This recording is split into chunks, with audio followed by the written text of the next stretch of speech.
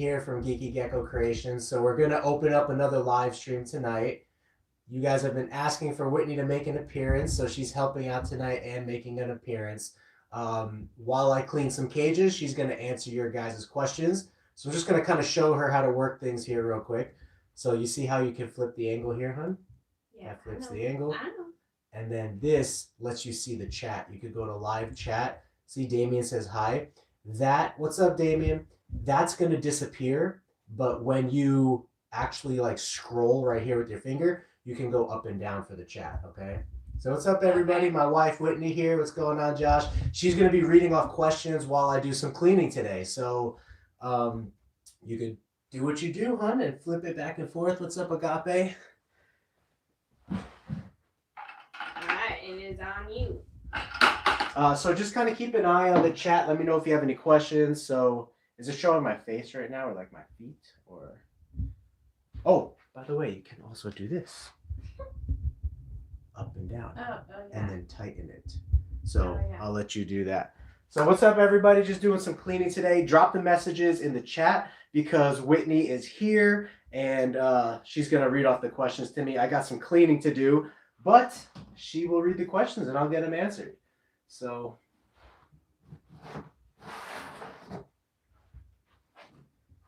this is GeekyGeckoCreations. oh yeah, that's our new jingle. Whitney she came up with the jingle for us. So actually, hon, I gotta run and grab the water bowls real quick. I'll be right back. Hey.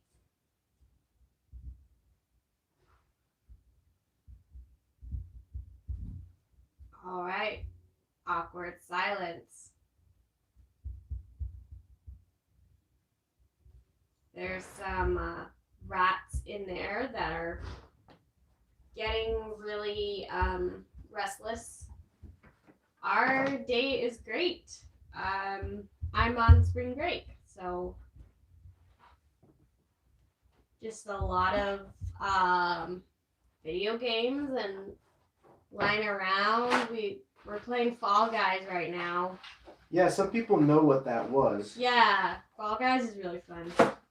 Playing with my sister and her boyfriend. Oh. You already knew that. No, I know. Just saying, everyone's talking to you. They want to get to know you more instead of me, so that's good. All right, so again, guys, this is just a vinegar solution that we spot clean our ball pythons with. Did you see how the questions come up, hon? Mm-hmm. How they disappear and then how you like scroll back to them? Yes. Okay. Some of these tubs are pretty humid, more humid than I'd like, so I'm also going to be changing out some substrate and stuff. Yeah, Fall Guys is fun. It's like really hard though. We play on PS4. Especially since you're not a gamer per se. Yeah. Right, huh? Our mother did not let us play video games. What if she's watching right now? Well, it's the truth. So, I do not have the required experience for that game, and it looks like super harmless and, all fun and games because, everyone's a pineapple or a hot dog or a snowman or something like that. But it's actually really hard. It's obstacle course, right? So it's a little challenging.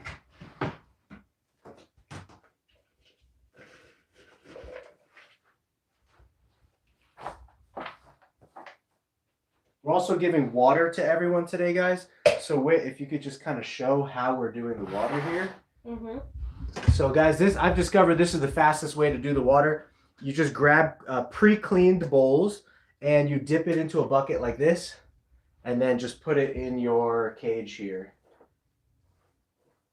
And I like to put it just like that, right on top of the substrate. Can you see the bowl? Yes. Okay, right on top of the substrate, because if you bury it, the more you bury it in the substrate, the more the snakes are going to kick that the cocoa fiber in there. And this is probably going to be no good after like 2 days. So we change over our snakes' water every 2 to 3 weeks. So they only really need water 2 times a month. They get a huge amount of their water supply from the rodents they eat. Keep an eye on their urates or their pee. If their pee looks dehydrated, then you might want to give them water more. But this seems to work for us. So this is the banana that we are that's first up on the list for cleaning today. So male, banana, black pastel, het pied. We wanted to make some panda pieds from this guy, so. Oh, thank you for that happy anniversary shout out. Oh yeah. And yeah. What number is it, hon? What anniversary? Tell everybody. It's number 1. Number 1. I despise almost every single round of Fall Guys, especially that one. If anybody is interested, this guy is also going to be for sale. He is a veteran, experienced breeder. I know 10 years old sounds old, but it's not for snakes. Ron Tremper had a leopard gecko that was 25 years old that bred as a male. JKR, Justin Kabelka, he has ball pythons in his collection that have been breeding for him 20 years. So 10 years is just about half to maybe a third of the life of this guy. He's going to be for sale $200 as a pastel lesser breeder male. And we know he wants to breed because he bred one of our females this year. So yeah. We went to Caravas for our anniversary. yeah, that was super nice. Yeah. We used to go there with my dad because I have 2 older sisters. And we would all go there with my dad and fun times.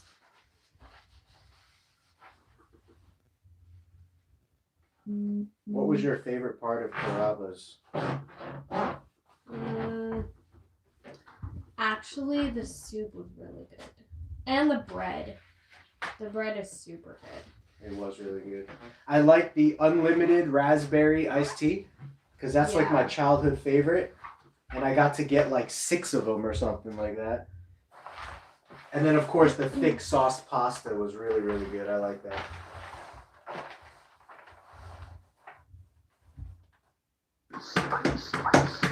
Let me know if I have any getaways behind me. I will try. See this guy? Making a getaway here. Crescent Creatures Cafe says, I'll probably look into that snake since the leopard gecko was already bought. He looks beautiful. I haven't had a ball python in a while. Oh, yeah. Thanks, Crescent. If you do, he's a great pet. As you can see, he's very well-mannered. He does eat well. He's eaten both frozen, thawed, and live for us. He did not eat his last meal, which is indicated by this clip right here. But sometimes as snakes get older, they don't require as much food, so they'll only eat every once in a while versus like on a regular basis. So he's got good mass to him and everything. I'm not worried that he missed a meal or 2 recently. But he's eaten both frozen and live for me. All right. Bye, Damien. Have a good night. Thanks, Damien.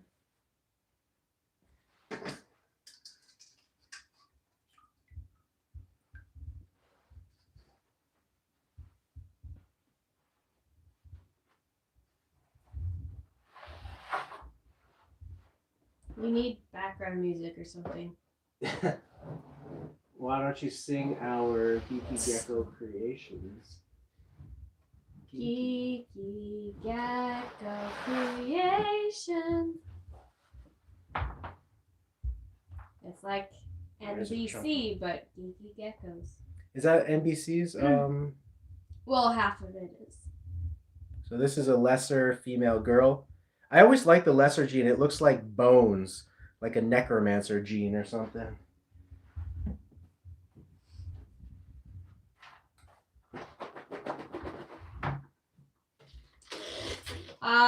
Whenever you get a chance, they'd like to see the container for incubation for leopard geckos. Oh, okay, yeah. After this tub right here, I will show you how we do the incubation here. What size tubs do you use with him? With leopard geckos or ball pythons? The ball python. These are 28 quart tubs, and they're good for almost any size adult. We have an 8-pound girl down there, which is 5 feet long and like 4,000 grams, which is 8 pounds. And she's perfectly fine in even this size cage. So 28 quart is perfect for 99% of your ball pythons. And when you go to Walmart, they also have 41 quart. If you really want to give the bigger snakes a little more room, the 41 quart will afford them more space.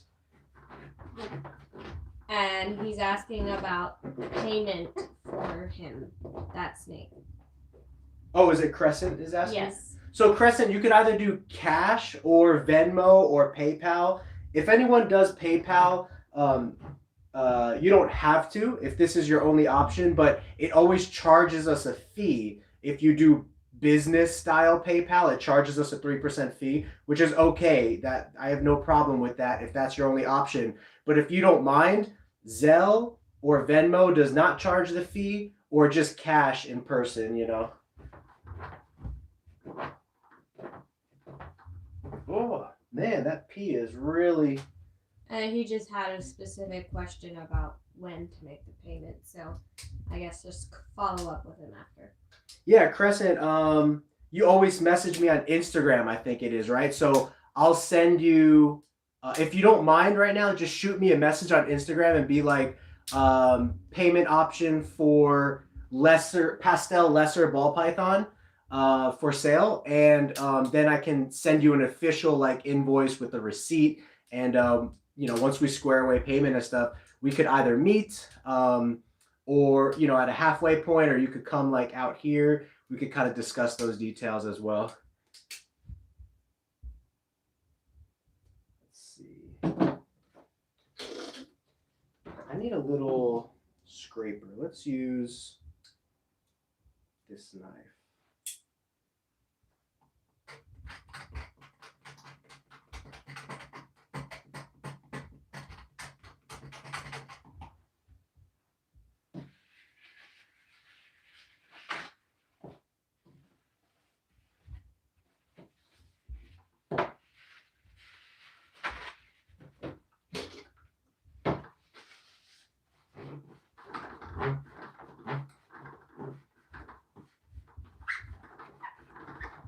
We are doing great, thanks. Just home all day. What did we do? Oh, we did inventory today. Tell for them why we have taxes. to. Yeah. So we have to log an inventory of every single animal that we have for tax purposes. So yeah, that's a process.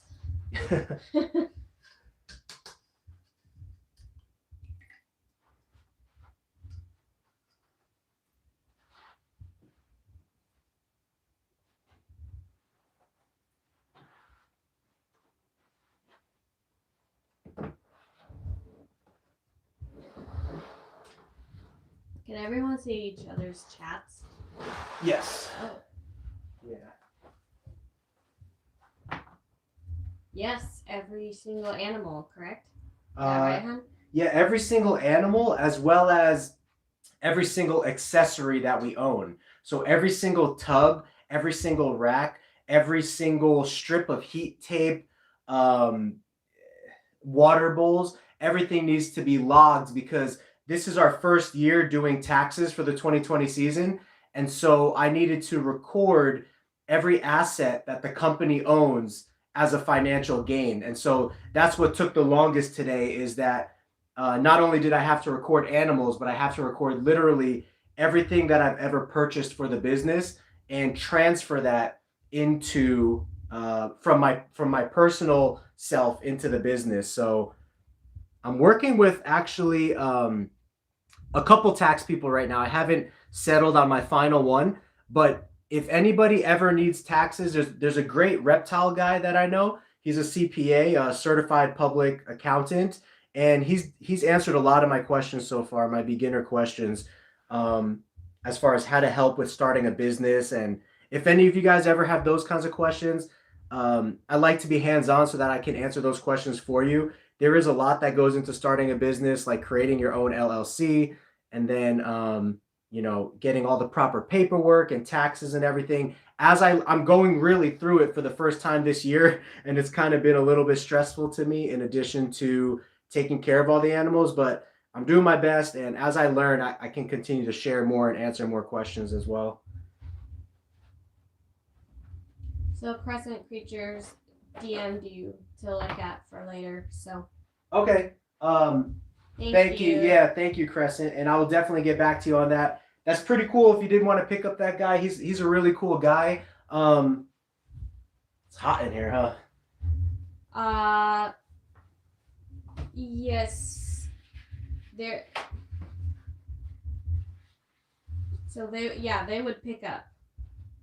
Okay. Yeah, because you guys are moving up. They're here. What city are you guys moving from? I know you're moving to like Flagstaff, right? Well, he says they're not going to Flagstaff. They're staying in Tempe. Oh, okay. That's pretty cool. And Boy 96 is also interested. Who? Ed Boy 96. Oh, in the snake? I would assume. Is that correct?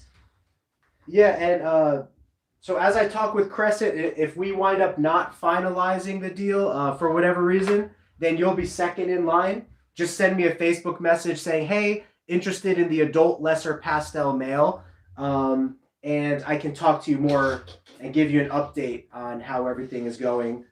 You can message me on Facebook or Instagram, GeekyGeckoCreations, or go to our website and send me an email, GeekyGeckoCreations.com. There's a contact form off of our website, and you can send me an email directly through that.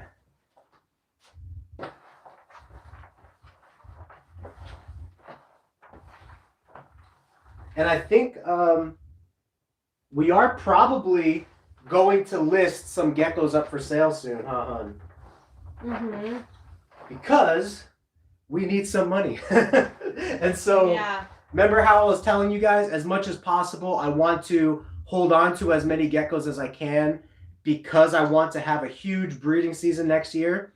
As much as I want to do that, I still need to meet some financial obligations, as far as my end is concerned. So I probably will be going through our inventory soon and seeing any geckos that we can let go of. And some of those might include babies as well. So, I'll be definitely mentioning that on the live streams when that happens. It'll probably be happening over the next 7 days or so, the next week.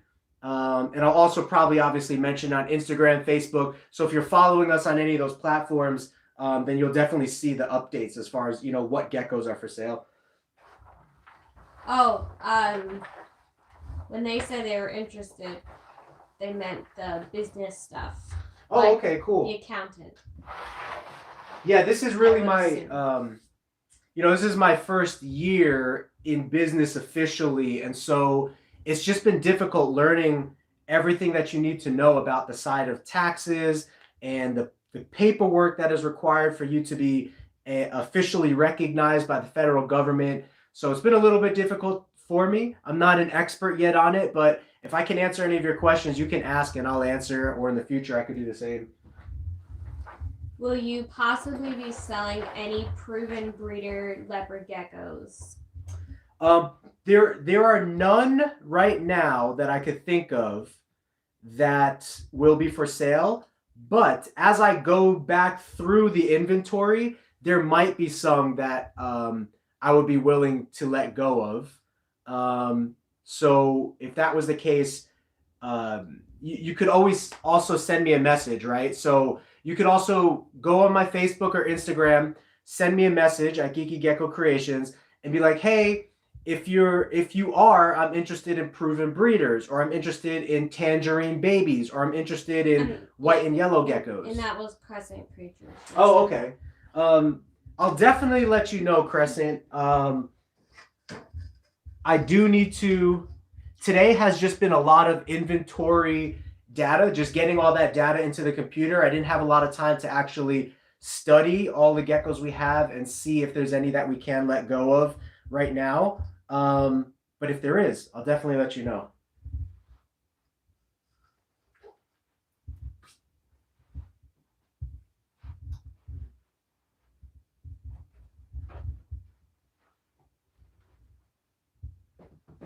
Awesome.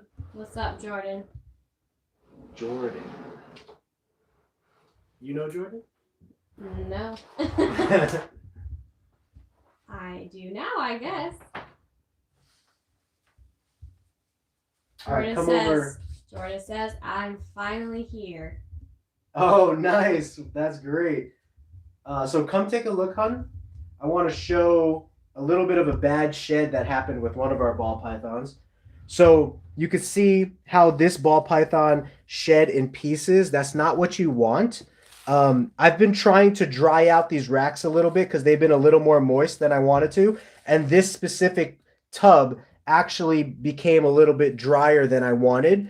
Now, it's not horrible. This snake got most of the shed off, but we're going to soak him in a warm bath right now and then spray down this tub just so that she can get off any last bits of shed that are still remaining. So, all right, don't bite me, please.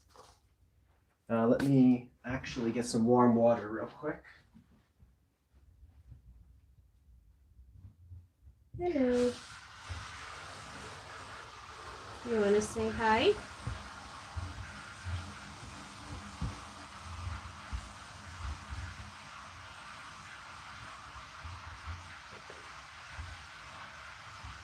Thank you. Big LED, big LED.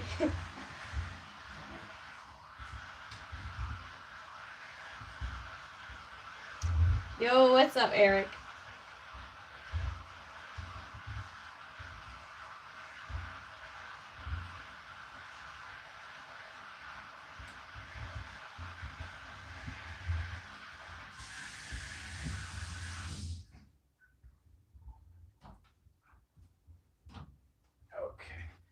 Now, because this snake is not going to be in here for so long, I actually filled up the water pretty high. This is our cinnamon girl. Okay, so I'm just going to drop her in there. She'll soak for a second and try to get all this skin out of here.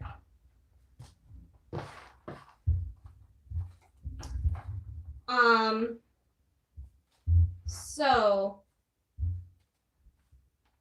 let's see. Crescent says, I did visit a local reptile shop, and they identified that female leopard gecko. They said she was a dark blizzard. They thought it was neat how she changes from light to deep purple. Oh, nice. Yeah, that was the one that we were discussing of whether it was Murphy's Patternless or Blizzard, right? So that's pretty cool. Yeah, it's always easier to kind of look at it in person and, you know, kind of see the colors that it exhibits. I got involved by supporting his hobby, and that's what it started out as, a hobby, and then now it's a business. And I mean, I'm really supportive because I understand I get to do what I love. I love being a teacher. I love teaching music. And I just want the same for him. I just want him to do something that he loves. And before he was at Allstate, and it was all right, but I could see how it was taxing on him sitting at a desk all day, and it wasn't his favorite thing. He didn't have a passion for it. So I completely understand why he wants to do this full time, and I'm all for it. Yeah. Yeah. Thanks, Jordan and Eric. It's good to hear that we're the only channel where you watch the live stream all the way through. Nice. That's awesome. It means that we're interesting and entertaining, so it's good to know that.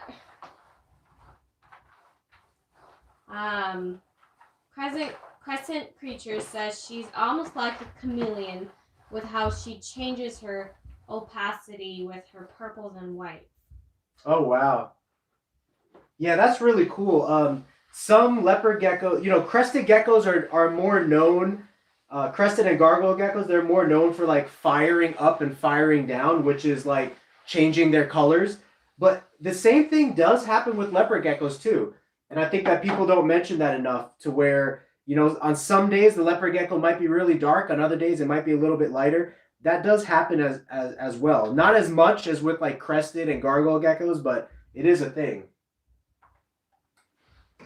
We actually see that a lot with our Black Knights, Do you remember Jordan Macy from other live streams?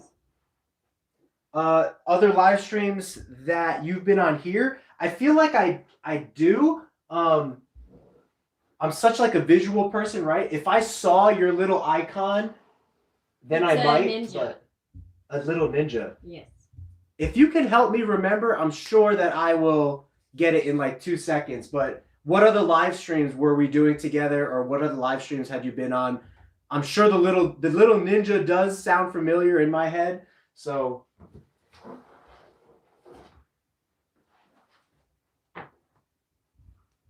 yeah, for sure.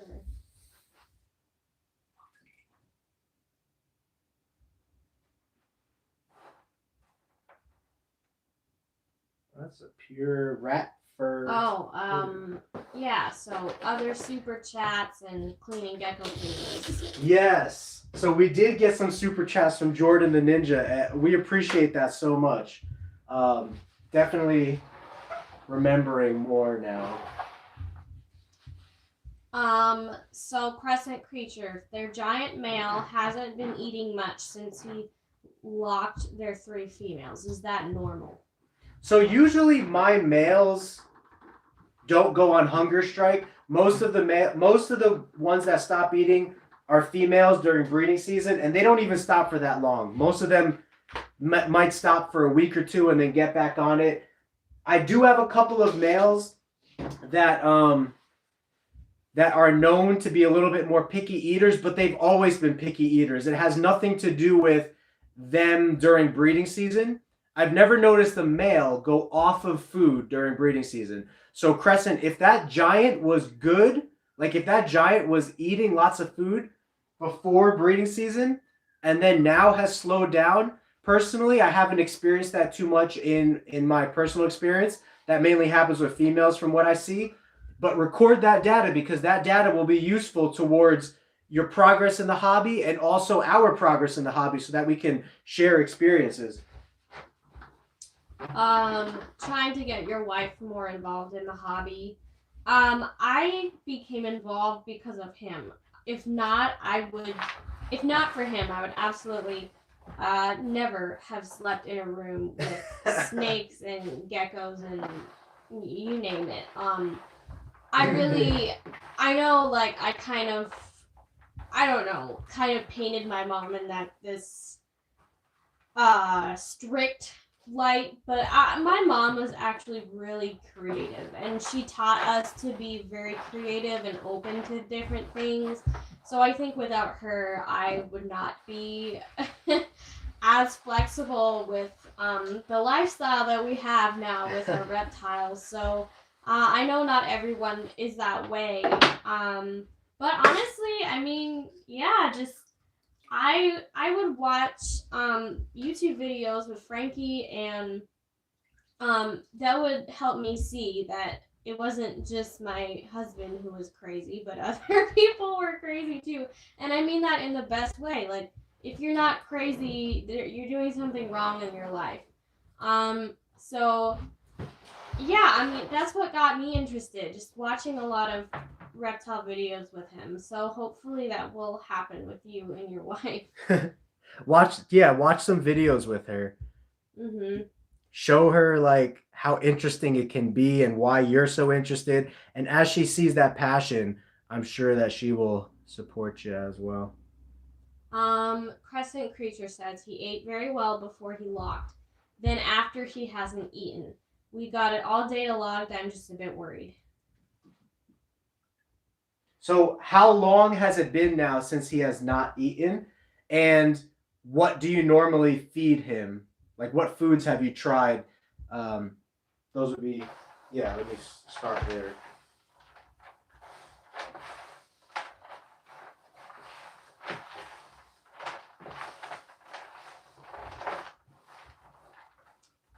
Yeah, thank you, Eric.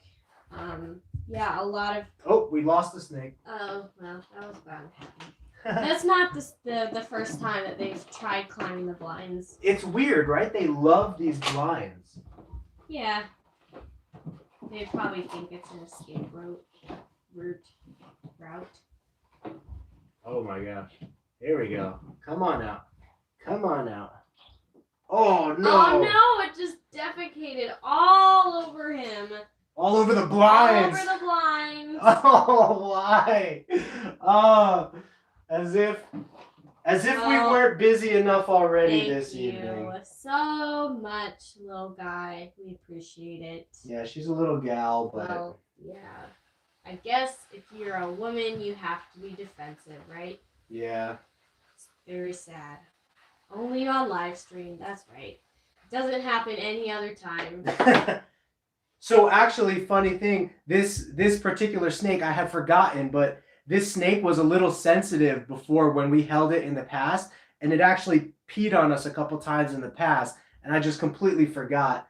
And now I'm gonna have to clean some pee/poo off of the blinds over here. Yeah, I did need to dust them anyways. Well, I'm glad you're taking this well, hun. So, Crescent Creature says he bred the 4th, 5th, and 10th of this month. He usually eats a ton. We've done mealworms, roaches, and hornworms. So, read that again. So, he bred the 4th, 5th, and 10th of this month. He usually eats a ton. We've done mealworms, roaches, and hornworms. And when was the last time he ate?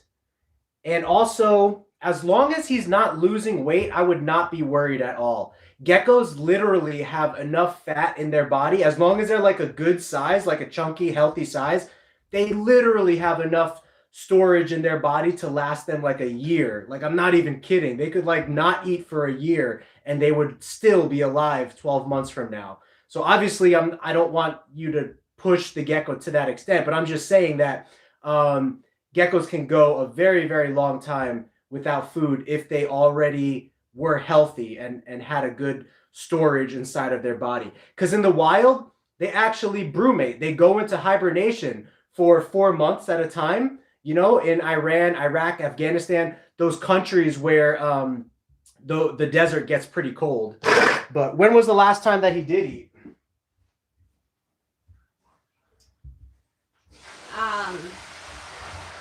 So I think you're saying the best way to shake your nerves for breeding Leos.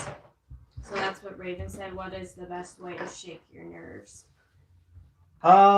Best way to shake your nerves. It seems like I can watch as many videos as possible, but until I actually go through the experience, my nerves are not shaken. Right? So this is our first year breeding ball pythons. Although I'm very familiar with reptiles and I've watched literally thousands of hours of ball python breeding, husbandry, and care, I'm still a little anxious going into this season because I've never done it before. And the same thing happened to me with leopard geckos. No matter how much research I did, I was still a little anxious until I actually got some experience under my belt. So step 1, do as much research as you can. Step 2, apply that research into your breeding project. But step 3 is just sit back and learn. Learn from the personal hands-on experience that you're gaining as you go from one breeding season to another. So Crescent Creature says the last time he ate was the 28th of last month. We always keep available food in case he eats again, but it's odd for him not to eat. Tyson is saying Leo's not eating as well, but is not losing weight. He feels like he's in rumination, and if he's barely eaten, all he does is sleep. So. So to go back to Crescents, if the last time it ate was 2 weeks ago, I would not be that concerned. Give it another month, and let me know how it goes over the next month. But if he is not eating, I would not be that concerned. It's more of a concern for ball pythons. When ball pythons are breeding and not eating at the same time, they can literally spend too much energy and kill themselves, like it's happened with some breeders from the research that I've done and from the testimony I've heard of other people. But I've never heard of a leopard gecko breeding itself to death or having any problems with that. Again, as long as his tail is a good size and his body is a good size, I would not worry about it too much. And what was the other? Did you go on the chair? Yeah. Oh, wonderful. Well, that's never going to come out. I'm going to get the bleach solution. Okay. What was the other person's question? Well, he was just commenting on Crescent's question.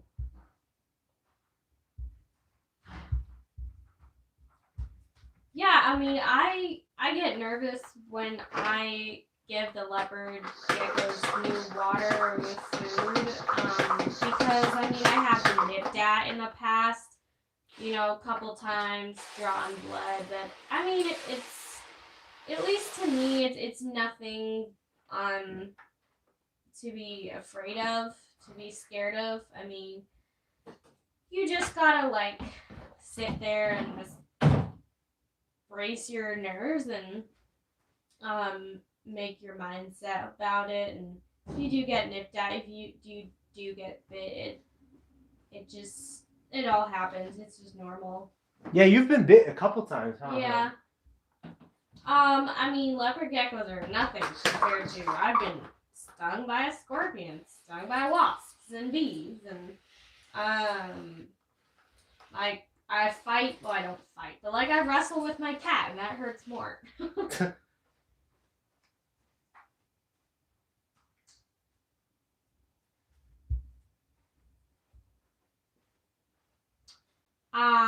Crescent says, I probably watched all the videos on this channel along with a few other people and got pages upon pages of info to have on standby in Google Docs before I started my gecko stuff. Yeah, that's a really good idea.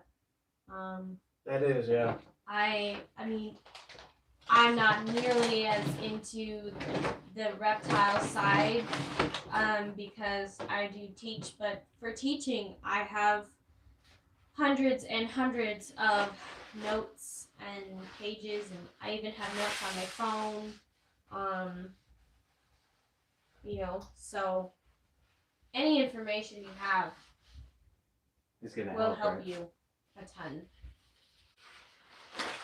Yeah, and again, just to piggyback off of that, study that information and then just do your best to start applying it to your own breeding operation.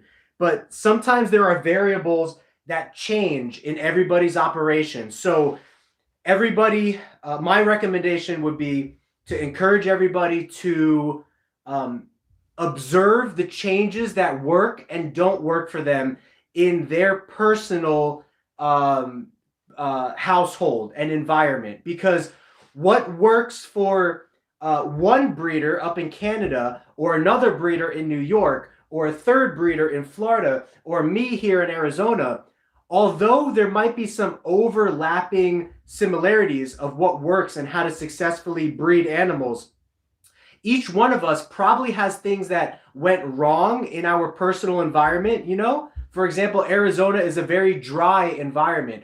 Florida is a very humid environment. So naturally, I need to spray more into my ball python's cages on a more regular basis than they probably need to in Florida. So there are some differences that we go through in husbandry and care. And that's why I say experience will shake your nerves the most. because you could learn about something on paper as much as possible, but until you actually go through it and handle the mistakes and go through the physical processes, you probably, I mean, I never felt comfortable until I started going through those processes myself, you know, so. And I will say,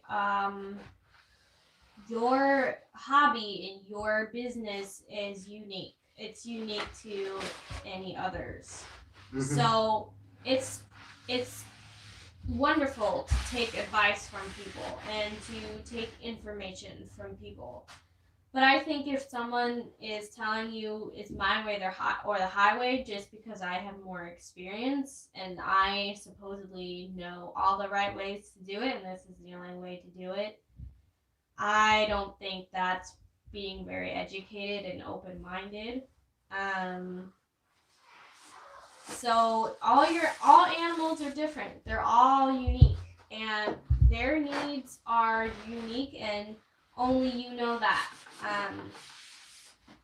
That's true. That's actually a good point. Let me touch on that real quick. Not only are there environmental changes, like it's more humid in Florida and drier out here in Arizona, but there's also personality changes. You might have 50 geckos in your collection that breed great for you, have great personalities, and never give you any trouble. But I, over here, just by the luck of things, I might have 50 geckos that always give me trouble, don't eat so well for me, don't breed so well for me. There's differences biologically and mentally between every single different animal that people own. And so that's why I talk about data. For you to be successful in your personal hobby / business niche, like your area, observe what works and what doesn't work for you in your personal environment and experience. So observation is so key, coupled with studying and learning what's already been successful for other people. Absolutely. President says, I'd say a way to get over nerves when breeding is just to take things at your own pace. They have relatively relaxed geckos, except like one female who's absolutely nuts. Yeah. I would say we are wonderfully nuts in general. Sounds like a trail mix blend. Wonderfully nuts. So bleach can actually be pretty dangerous for your reptiles. I mean, reptiles are so hardy, but as you see, I was spraying bleach here a second ago, so I'm just going to do a good job to make sure I wipe all of it up before, and then that will help it evaporate. Bleach typically evaporates, within, 30 minutes to an hour, depending on how wet that surface is. Once it evaporates, it's pretty much fine. But, if that, the high chlorine content that is in bleach, if that gets into your animal's food bowl or water bowl, that could, potentially give them a tummy ache or maybe even worse than that. So you look like Cinderella. Cinderella. Well, Cinderella did dirty jobs too, right?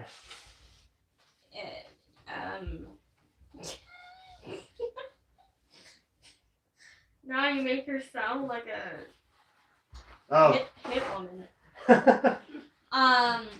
Yeah, so Ma Guape says, I wasn't planning to breed, but I'm liking it and considering it more.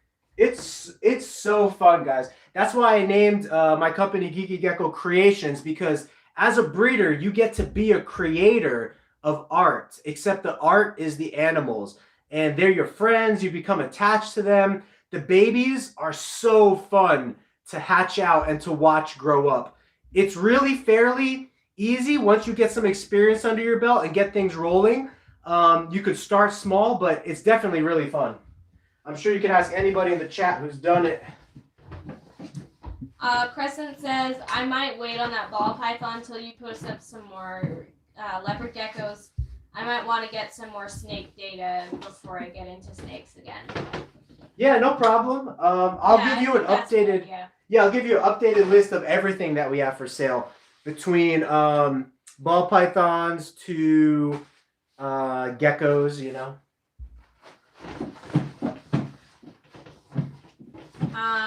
Yeah.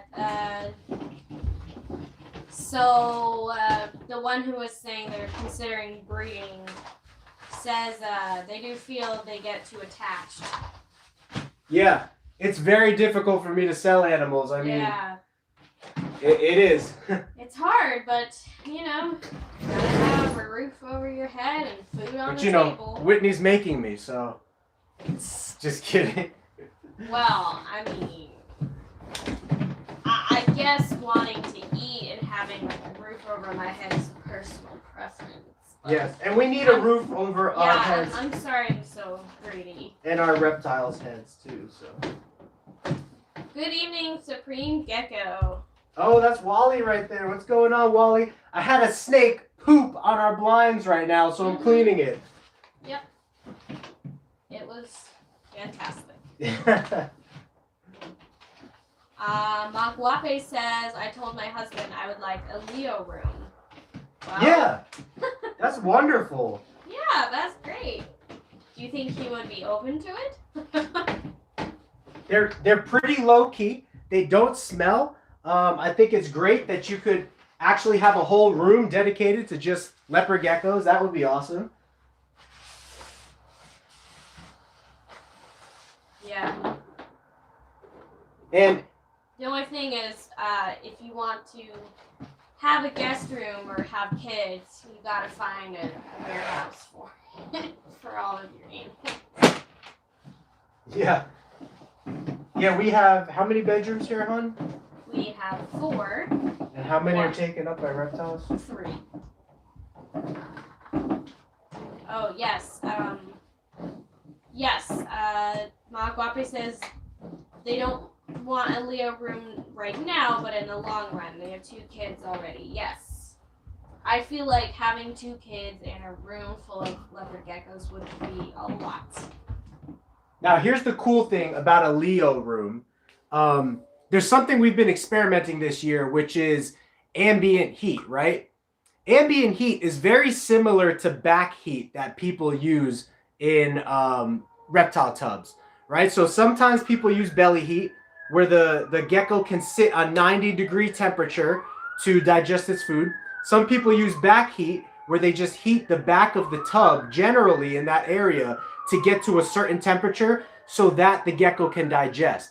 That's very similar to ambient. And what we've actually been doing this year with some of our geckos, we've been running a test to see how well geckos can digest at certain temperatures. And we actually have geckos set up in our room, leopard gecko babies, that have been eating, thriving, growing just fine in an ambient temperature room of 85 to 90 during the day and then 80 to 85 at night. So they receive the 85 to 90 degree temperature that they need to digest their food during the day, and then it cools down a little bit for them at night. And they've actually been growing really fast, doing really well. I got this idea because I started talking to people in other countries who keep and breed leopard geckos in warmer environments. So I got a friend from the Philippines, and he literally keeps his geckos in 85 to 90 degree or 80 to 90 degree temperatures year round, has no additional heat source, and his geckos do perfectly fine breeding, eating, thriving. So you're smiling, hon. What do you got going on? Oh, they heard the sirens.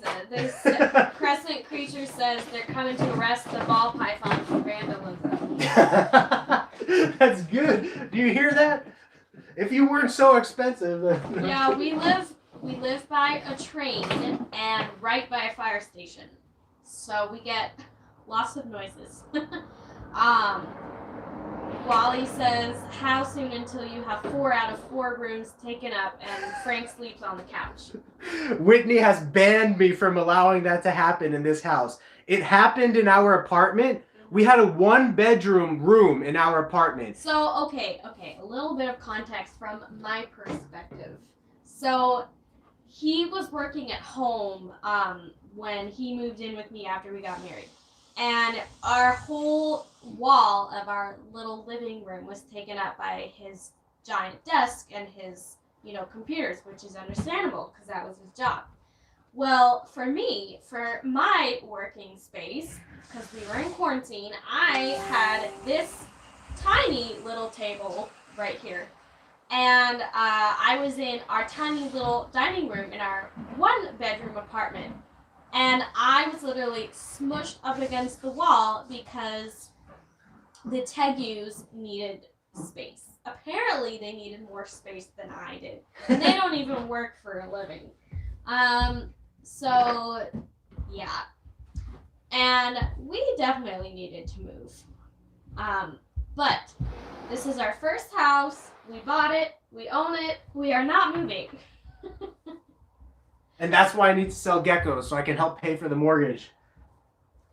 So Crescent says it's my first season breeding, and while I was nervous, I literally couldn't stop smiling after I got my first successful lock. We're probably gonna specialize in giants this year.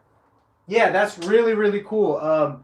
Getting your first of everything is so exciting. Even now, every single time I find new babies, I'm so excited. And this is going on my, like my 3rd or 4th breeding season now. I think my 3rd official breeding season. And so every single time I get those locks, especially with the pairs that you're really hoping for, super exciting. And then 2 weeks later, those eggs come. And then 60 days later or 40 days later, those eggs hatch, whatever, whether you're incubating for male or female. It's really, really fun hobby. And rain? No, it's the rats. The rats sound like rain. Because they're crazy. It's Hulk. Oh, well, okay. It's Hulk. Hulk is shedding. I can see him shedding right now. I can hear him shedding. Yeah, so...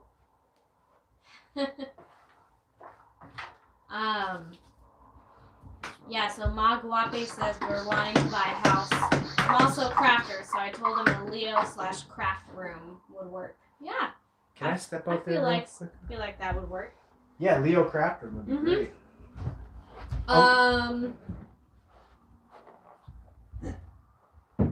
Giants are way underrated. Yes. I feel like giants are, Wally. I feel like they are. They are, yeah. I was actually just going to say that if you're getting into giants, that's pretty cool because not too many people specialize in that. Mm-hmm.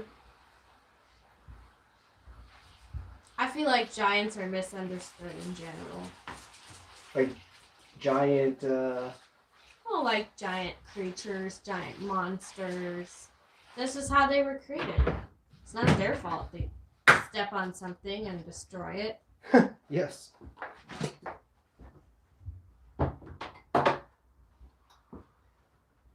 Giving the boa some extra water because he's shedding right now, and I can hear that his skin was a little bit dry. It looks like he's shedding okay, but some extra water will definitely help him out a little bit. Yeah, I wish it was raining. We need some rain. I've been watering the grass after a winter of no water, and I wish the grass would just hurry up and get green already, so.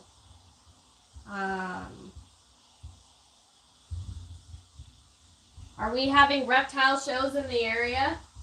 Any what? Are we having any reptile shows in the area? So we're not vending any shows just yet. Maybe in November we might vend a show. But there's a big show here, the Phoenix Reptile Expo, coming to the Mesa Convention Center in April. And I'm definitely going to be going to that show, but probably not vending it yet. Not really on topic, but would an adult leopard gecko fit in a 12 by 12 by 18? Yeah, so I'm guessing you mean Exoterra 12 by 12 by 18. Yeah, that would be perfectly fine. As you can see, we keep our adult leopard geckos in 12-quart sterilite tubs, which is 16 inches long, 11 inches wide, and 6 inches high. So leopard geckos are mainly terrestrial. They're mainly going to be crawling on the ground. They're not going to be going high so much. But it would be interesting if you set up some logs going high and see if the gecko utilizes all of that height. Just make sure that the gecko can get to its heat source appropriately. So if the heat source is all the way at the top, make sure the gecko can get to where the heat source is. Or if the heat source is at the bottom, make sure that the heat source does not cover 100% of the bottom of the terrain so that the gecko can, have some temperature variance. But yeah, 12 by 12 by 18 should be fine for one gecko. Nice. Crescent is excited for their first pair, which was a male snowball giant high contrast Tremper Eclipse. Oh my gosh, that's a long name. You're starting to learn the lingo. And our female Enigma Tangerine Tremper Eclipse. Awesome. Phoenix Reptile Expo next month. Yeah. What? When was the last expo that we went to? And that's a very cool pairing, by the way. But yeah, expos are so fun, guys. I love going there. I have some friends at the expo, so I stop by their booth and see what they got going on. But there's also a lot of breeders that I don't know there at the expo. So it's fun just to see what they have. And we normally go every year a couple times, huh? Mm-hmm. Yeah.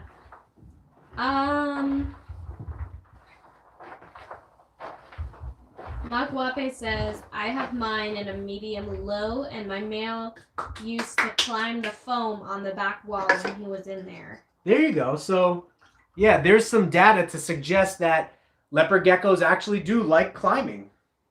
Yeah, for sure. I mean, how else are you going to strengthen their muscles? Yes. Exactly.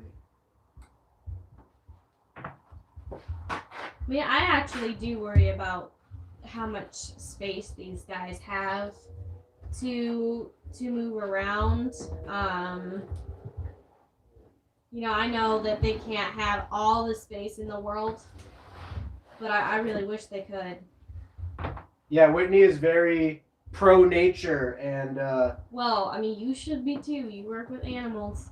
No, I'm pro-animal, but I'm just saying. Whitney and I have had some conversations about animals in captivity. Like, she really likes to see animals in the wild, which is cool. I'm okay with both, right? Obviously, I'm a hobbyist. I'm an animal keeper. But my main perspective on animals in captivity, and her and I kind of go back and forth on this conversation, is I actually believe that, not in every situation, but I believe that captivity, in some cases, can be a better scenario for certain animals. I feel like in some cases. Yeah, because they're not for sure. They're not fighting for their lives, or if they have a medical condition or an injury or something. Or what about just natural survival? It's a different conversation. Oh, so now check this out. I've been talking to some people from like Iran, Iraq, Afghanistan. If you look up leopard geckos in the wild, you can see how they live in the wild. There's a couple videos out there, and some of these guys I've actually messaged that like live in Afghanistan and Iran, and they like leopard geckos, so they keep leopard geckos or they film them outside.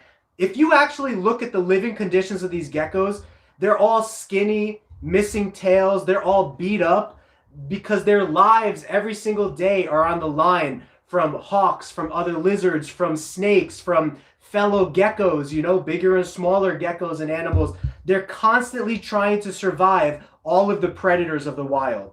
So although in captivity we give them a more limited space, I believe that it makes up for it in the sense that they have safety. They don't have to worry about getting eaten. They have a small little hide that they can cozy up in, feel safe in and comfortable in, but regular environments are very fun to make though. If anybody is into like bio environments or like making like natural environments for the animals, it's super fun and interesting and cool to make those as well.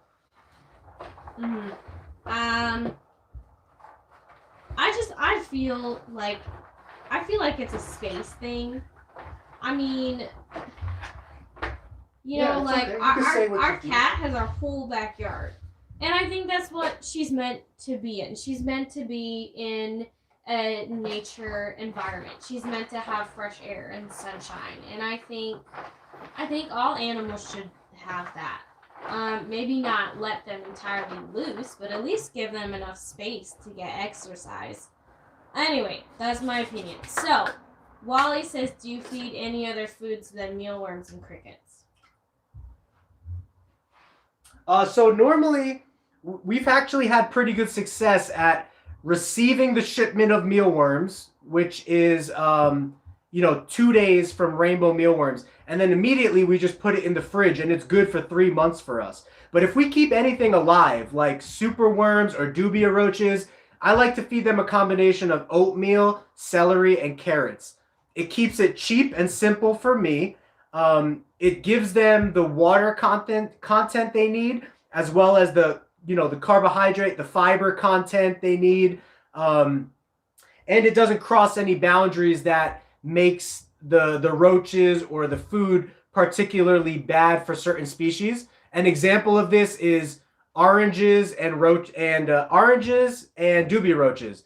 And so one of the reasons that I decided not to use oranges is because then I would have to just add another step to my dubia roach colony, where I make sure that any of the roaches that were just eating oranges are not directly fed to bearded dragons. Because I was reading that bearded dragons have extreme sensitivity, or they have sensitivity to extremely high citrus content that is inside of the bugs. So if your dubia roaches are constantly eating oranges, and then you feed those dubia roaches directly to your bearded dragon, that could make the bearded dragon sick and have issues. I was reading that. So just to avoid that whole possible problematic thing, not saying it's going to happen, but possible problematic thing, I've been feeding my dubia roaches and my superworms purely carrots, oatmeal, and celery. And when I used to keep mealworms like alive instead of just frozen, like in the refrigerator, I also used to feed them oatmeal, carrots, and celery as well, because those things don't mold. Fruit molds. When you feed fruit, it molds very fast, and that can become a bad issue for the insects as well. But carrots and celery, they get eaten 9 times out of 10 before they start molding. So, what is a Discord server? Interesting. So I actually don't know that much about Discord. So Damien's wondering if you're gonna get one. I need to do a little bit of research because I've never used Discord before, and I've never been on anybody's Discord before.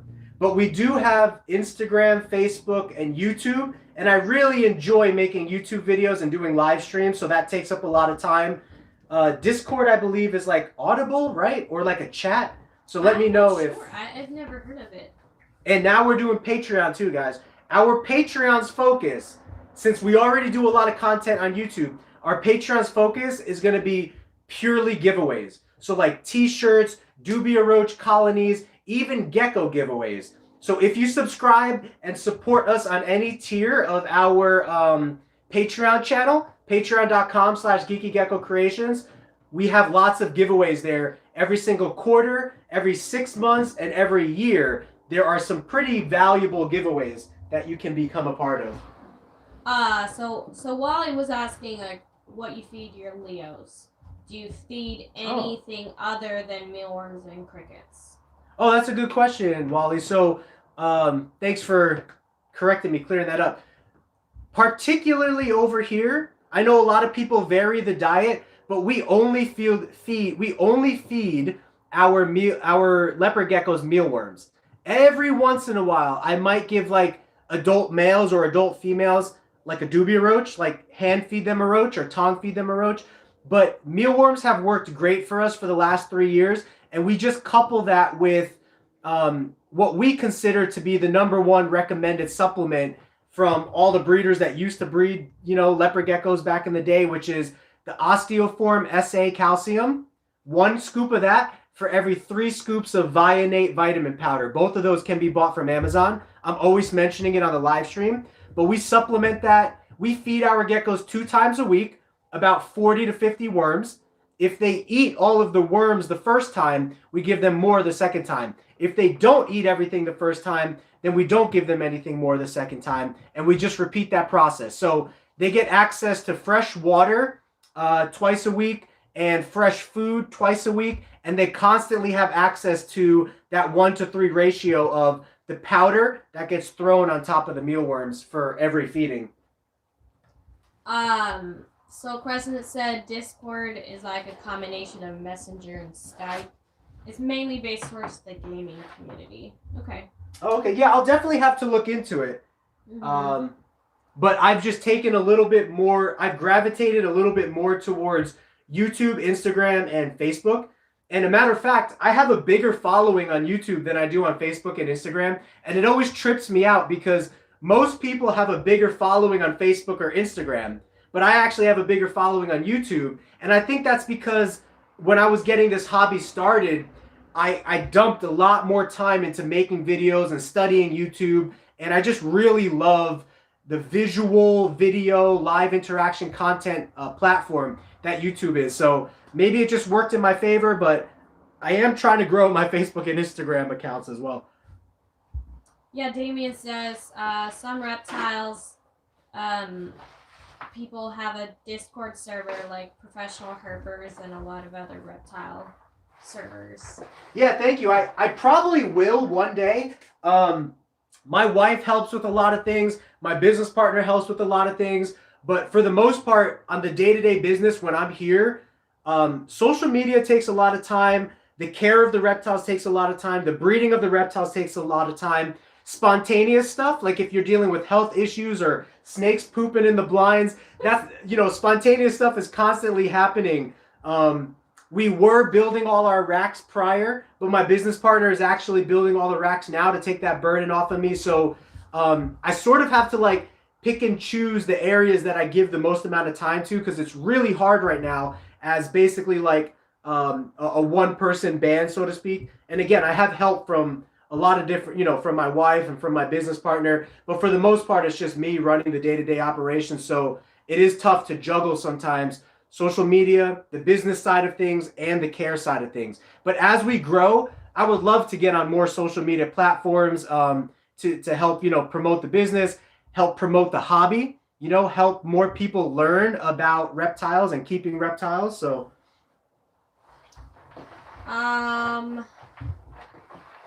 Damien says it's really cool that you give away a Dubia roach colony. Yeah, so maybe you've heard this spiel over the last couple of live streams, but Dubia roaches are one of the quickest return on investments that I shouldn't say quickest return on investment. One of the quickest return of pleasures that you can get when you initially invest a low amount of money. So if you invest like $25 to $50 into 10 to 25 Dubia roaches or adult females, those females will be laying babies for you every single month. A year, 20 to 30 babies a month. A year goes by. If you haven't touched that colony, you will have thousands of Dubia roaches breeding for you. Pet stores always need Dubia roaches. I can't tell you, I had a huge pet store call me today from California. The pet store is a great pet store. She has 4 locations across this Western Hemisphere. Reptile Factory? Yeah, Reptile Factory.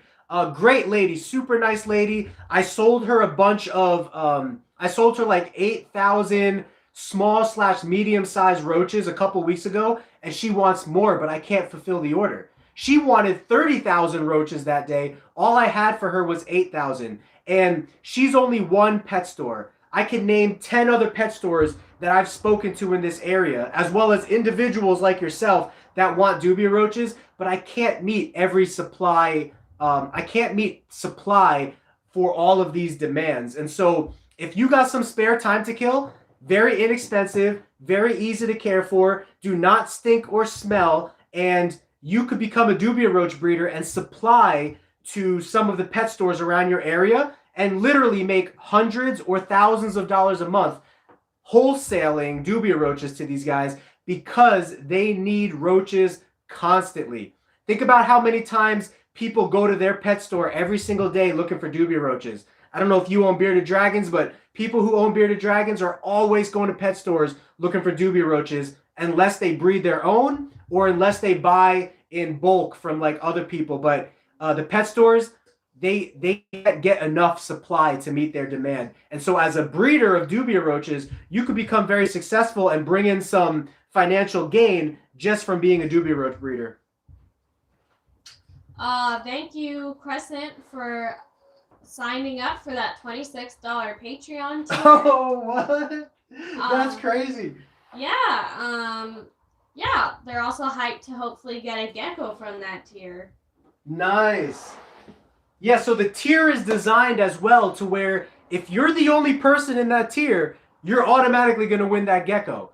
So that's great. Thank you so much for that support. I appreciate that. I'm still so new to Patreon, so Patreon sent me an email and they're like, hey, we can't pay you yet, but congratulations on your first pledge. And I was like, oh, who's my first pledge? And I tried to find out who it was, but they wouldn't tell me who it was yet. Maybe because it needs to take another week or so for it to clear, and then it'll show me like who actually made this pledge. But thank you for mentioning that because I was wondering who was our first Patreon pledge. So thank you so much, Crescent. That is great. Yeah, for sure, Damien. Any publicity and attention we can get towards Patreon would be super, super awesome. Oh yeah, did he say he was gonna help? Yeah, he said he wants to check it out. Oh, nice.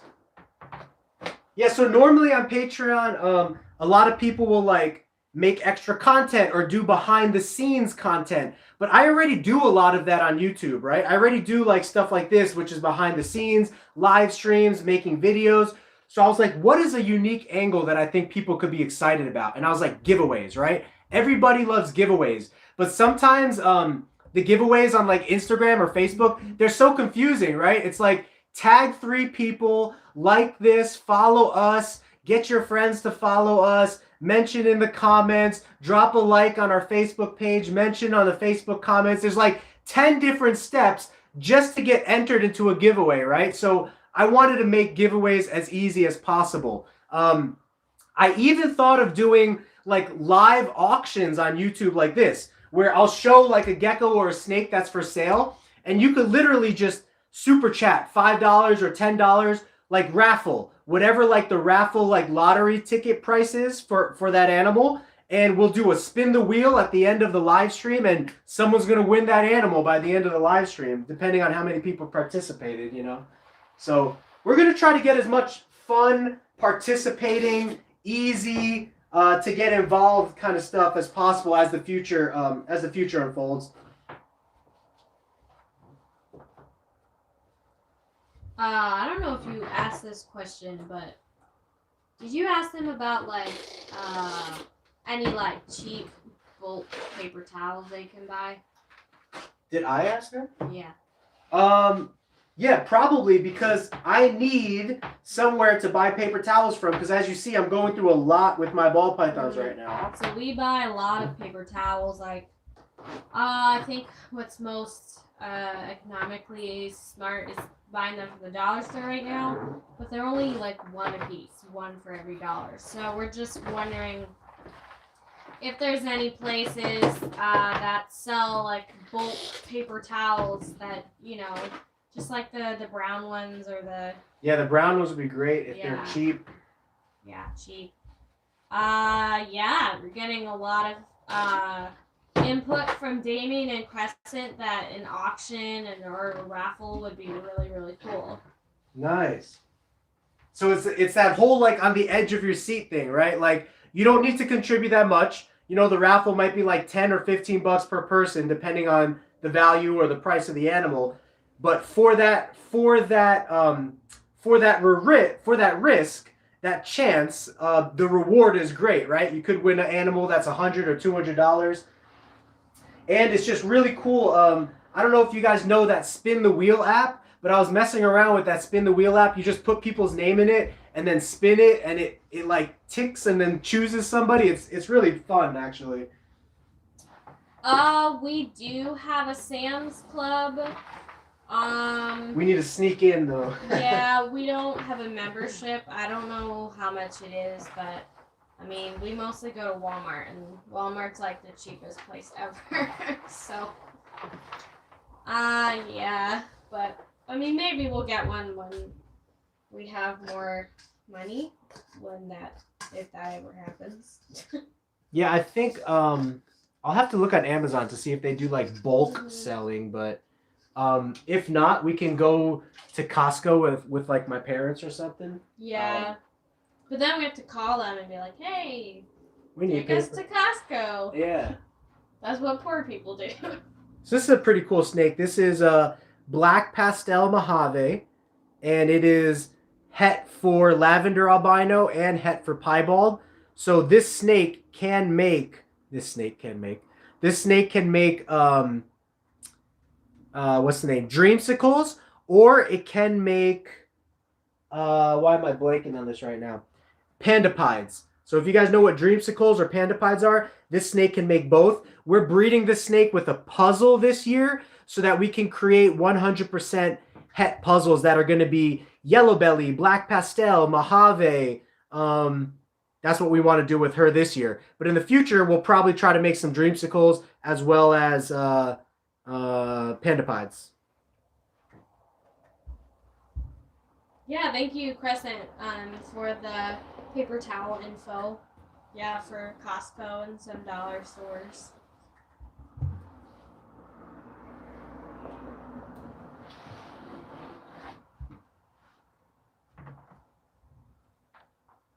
Yeah, hon, you can practice your auctioneer voice.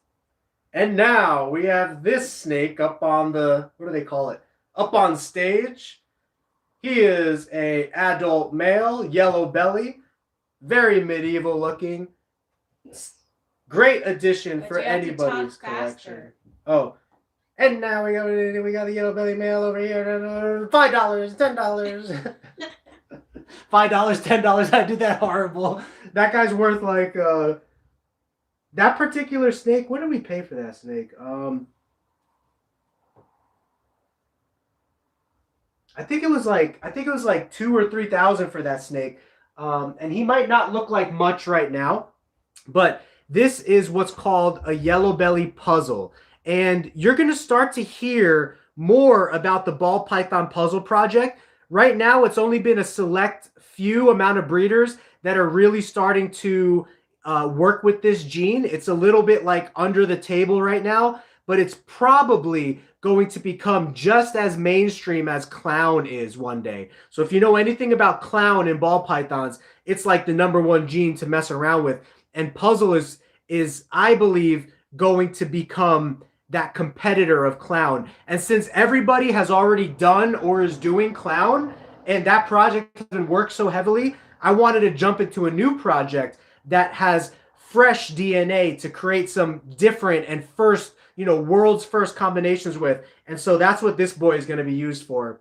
And that's why we want to breed him to as many females as we can this year to create 100% het puzzles in our collection.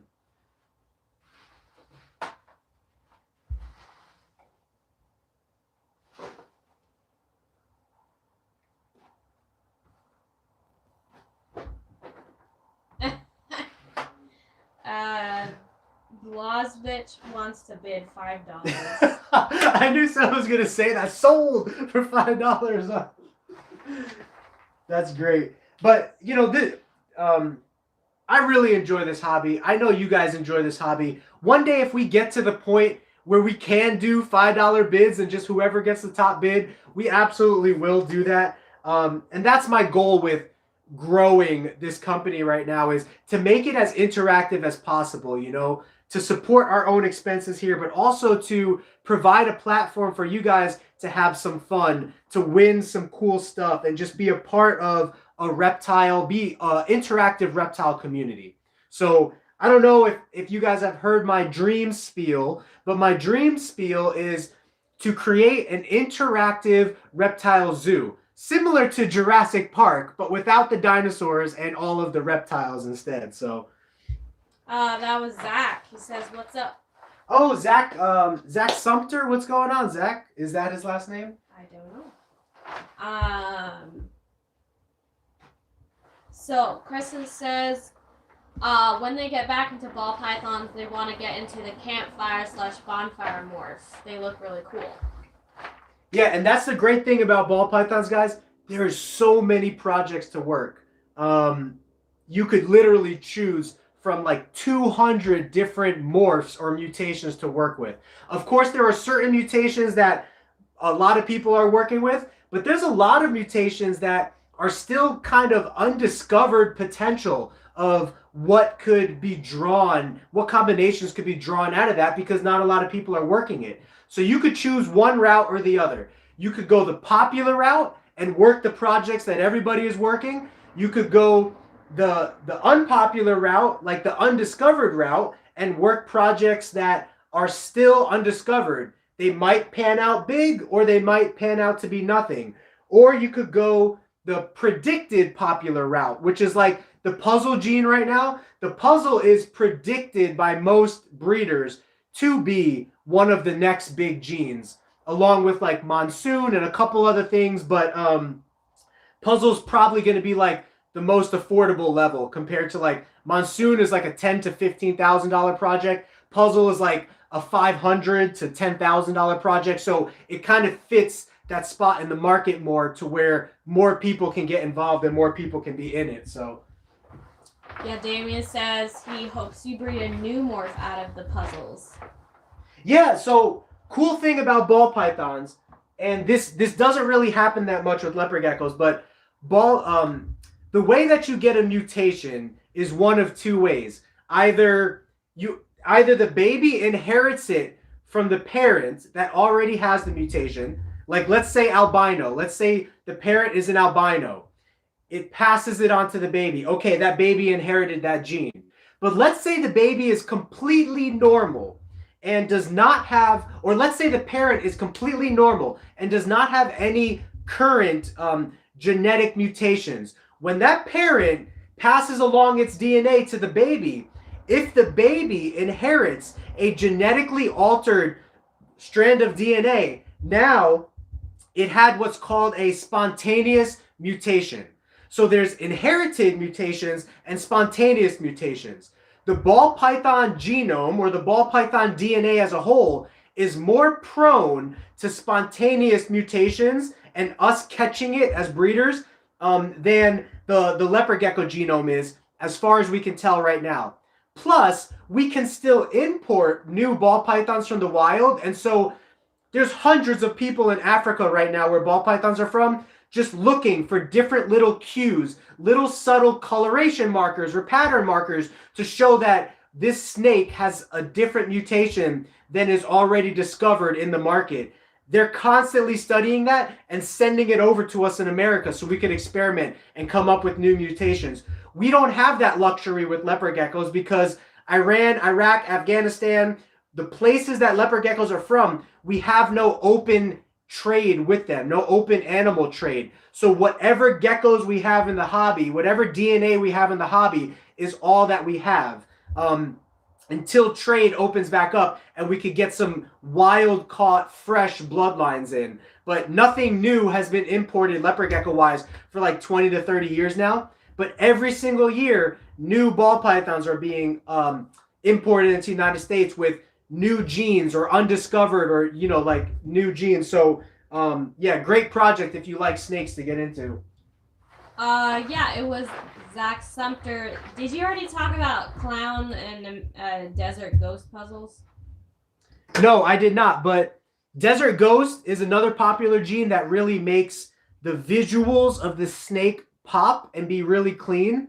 And clown obviously is just the classic like heavy hitter clown. And so that's another double recessive popular project that a lot of people are working on right now. So you know, most of the ball python world, or let me say this, recessive genes are when you need two copies for that animal to display that visual mutation. So another route that people are going right now is how many recessive genes can we get to combine or hit inside of an animal? It's an odds game, right? It's a gambling game. Like, can I get 3 recessives to hit inside of this animal? 4 recessives to hit? It's very, very difficult to do. Like, the odds are very slim. But as these projects continue on, you'll have snakes that are like double recessive or triple recessive, and it will be easier and easier to hit those odds. But right now, people are just beginning to work on triple recessive morphs, right? People have already been successful at double recessive morphs, like Desert Ghost and Clown, Piebald and Lavender. Those are all recessive mutations, but it's been very difficult. It's still kind of on the forefront of what's new for people to work with triple or quadruple recessive projects. That's something that we don't really have too much of in the leopard gecko community because there's not too many recessive genes. There's only a couple, you know. But the ball python hobby, it's a really popular trend right now where people are trying to get 3 recessives in an animal or 4 recessives into an animal. Yeah.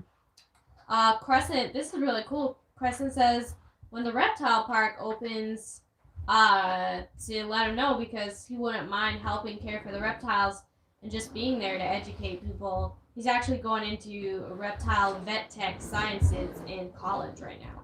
Oh, what? That's sick. Yeah, we will definitely let you know.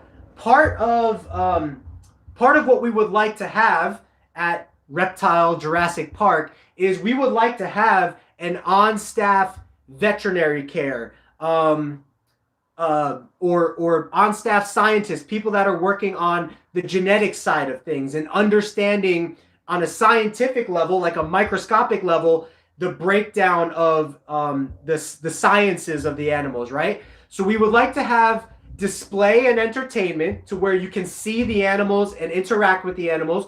We would like to have breeding and husbandry to where you can learn about how to take care of the animals and buy animals. But we would also like to have the medical and science side of our business as well. So who knows, maybe you'll be working with us one day. And, you know, if local people need a place to have just a reptile vet, you know, like when you go to exotic vets right now, they take care of birds, they take care of reptiles, they take care of fish, cats, dogs. Their spreadsheet is very broad, but we would like to have an actual like reptile specific veterinary care so that if people need that locally, or we would make videos on it, right? So let's say Crescent, let's say you're our reptile vet. We'll shoot some videos of you of like at-home remedies or like do-it-yourself remedies if people can't afford to go to a vet or they can't get to a vet in time or they live too far from a vet. Like, how can you help your animals the most, right? Drop the Glove 75 says, what is a good store or website to buy live crickets? So it's been a while since I bought crickets. Wally, I don't know if you're still in the chat, but anyone who's in the chat, I don't really buy crickets. I just buy mealworms. But if you just do a Google search for crickets for sale, you will probably find a bunch of the top listed cricket breeders and sellers in the nation. So I hope that helps, or somebody in the chat can help maybe. Man, this is messy, guys. This snake pooed. It's a huge snake. You saw how big this girl is. This is a big girl, okay? And she pooed and smeared her poo all around. Great thing about snakes, guys, their scales are so water resistant that even when they smear up against their poo, if they've just been crawling around the cage in time, all of the poo just washes away. Like, I don't even have to give this girl a bath, even though I can see that she smeared her poo and has been crawling in it, because the water resistance of snake scales is ridiculous. Like, it's on another level. Yeah, awesome. Yeah, Wally's been with us the whole time. He says, for crickets, the Bug Co. I'm going to dump this outside, hun, and give her all new substrate. Just make sure she doesn't escape, please. Yeah, I don't want that to happen.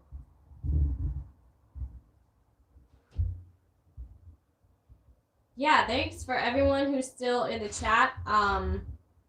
It's been a while now. That's what I say sitting here on this chair, holding up the tripod. Yeah, for sure. Running the snake room. Yeah, we're definitely envisioning having some employees in the future. That will be a necessity.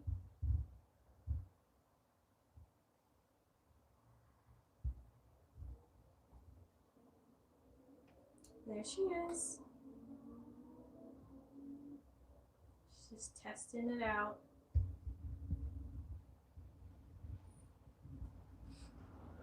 Hi, sweetheart.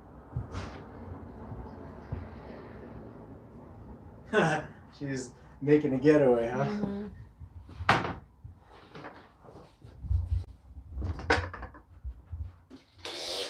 So Wally was able to give some cricket advice? Yeah. He said the bug co for crickets. He's sitting here waiting for the snake to escape, so you can catch her. Nice. Yeah, definitely. If you're running out of battery, plug in. We might be too. No, we're good. Half battery. Yeah, so if you guys are unfamiliar with Wally from Supreme Gecko as well, he's just a really great mannered guy. He has really great content. He knows a lot about geckos. He's been in this hobby a lot longer than I have. And he even has some really cool specialistic, kind of like more rare geckos that he works with. So you could check out his channel, Supreme Gecko. He has a YouTube channel. He has a Facebook and Instagram. He's just a great guy if you got any questions on anything. And he also does some cool giveaways and stuff around Christmas time and throughout the year. He's just a very supportive member of the reptile community. So. Abraham says hi. Oh What's my up, gosh, Abe? hi. Abraham Lincoln? Yes. Back from, where's he back from? The dead. The grave. Okay, so if you guys have not seen Abraham Lincoln Vampire Slayer, You have to. you have to. It's like one of the best movies. It's so cool. You would think it wouldn't be good, right? But it's amazing. John Saxton says, I have a leopard gecko and I have a massive log rock type, which is an open hide, and it's hollow underneath it. And he dug the eco and is always in there. So why do you think that could be? So that's a great question, John. Most leopard geckos in the wild, leopard geckos will go into small rock crevices to hide from predators, possibly even to find their prey, like insects and stuff that they hunt. But mainly, it's to hide from predators. So in captivity, they have this instinct inside of them that says, hey, I need a small, tight place that predators can't get into. For us in captivity, that functions in two ways. Number one, it makes the gecko feel safe. Number two, it provides a humid place for the gecko so that the gecko can have no shedding issues. Believe it or not, even though leopard geckos are from a desert environment, a very dry environment, they still need the ability to go into a small rock crevice or a small hide that has a humid environment so that they can eat their skin and shed it all in one piece. Otherwise, you'll get babies that have stuck shed, their toes will get cut off, their tails will get cut off. Bad things can happen when leopard geckos have repeated stuck shed. So your leopard gecko is going into its hide for two reasons: for safety, as well as so that it can shed if it is a humid hide.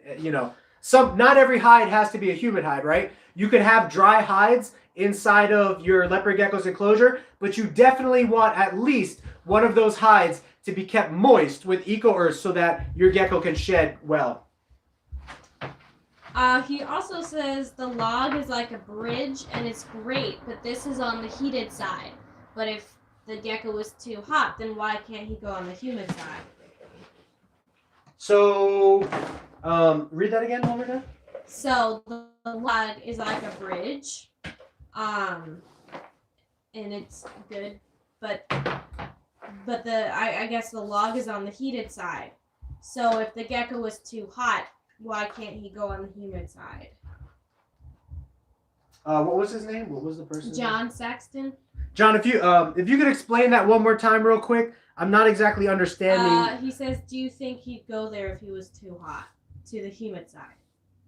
Okay, so you're saying your humid side is on the cool side of the tank. First of all, how big is your tank? Kind of let me know the dimensions of your tank, if it's a 10-gallon, and what the range of temperature is. Most of our geckos, we have a breeder setup, right? That means that every single one of our geckos lives in a small tub. We only have one humid hide in that tub, and it's all the way to the back. And inside of that humid hide is an average of 85 degrees. At the bottom of that humid hide is an average of 90 to 95 degrees if the gecko digs all the way to the bottom, or if it's sitting outside of the hide on the flat surface. What I notice our geckos do is 90% of their day they will spend inside of the humid hide. The other 10% of the day they will spend on top of the humid hide where it averages 80 to 85 degrees, or sometimes they'll go to the cool side where it averages 75 to 80 degrees. So I'm not sure if that helps. Let me know what temperature, let me know how your setup is. How big is your tank and what temperature setup do you have? Yeah, he says it's pretty far back and it's like almost as wide as a 20-gallon. What is pretty far back?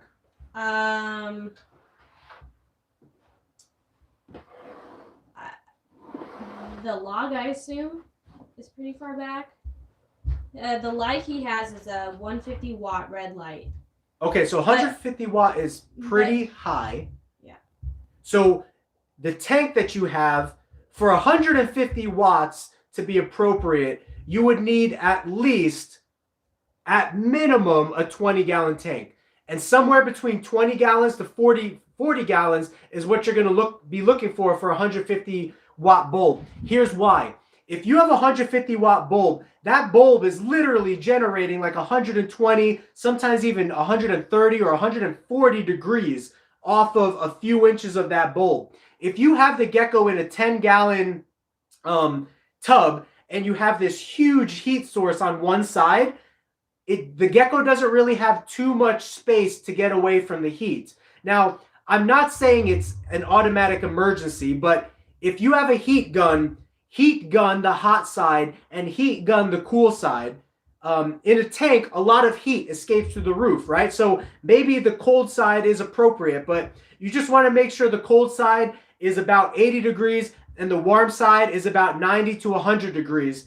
But a 150 watt bulb is pretty intense. So if that bulb is shining down onto a surface area, that surface area might be getting 150 degrees. So that would be like my number one concern right now, that I would need to know a little bit more about what size cage you're using. And so I think he's saying the tank is pretty far back. Oh, okay.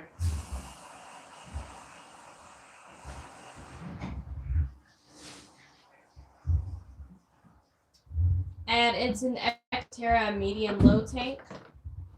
Exoterra, what size? Medium low. Okay. So here, what's his name?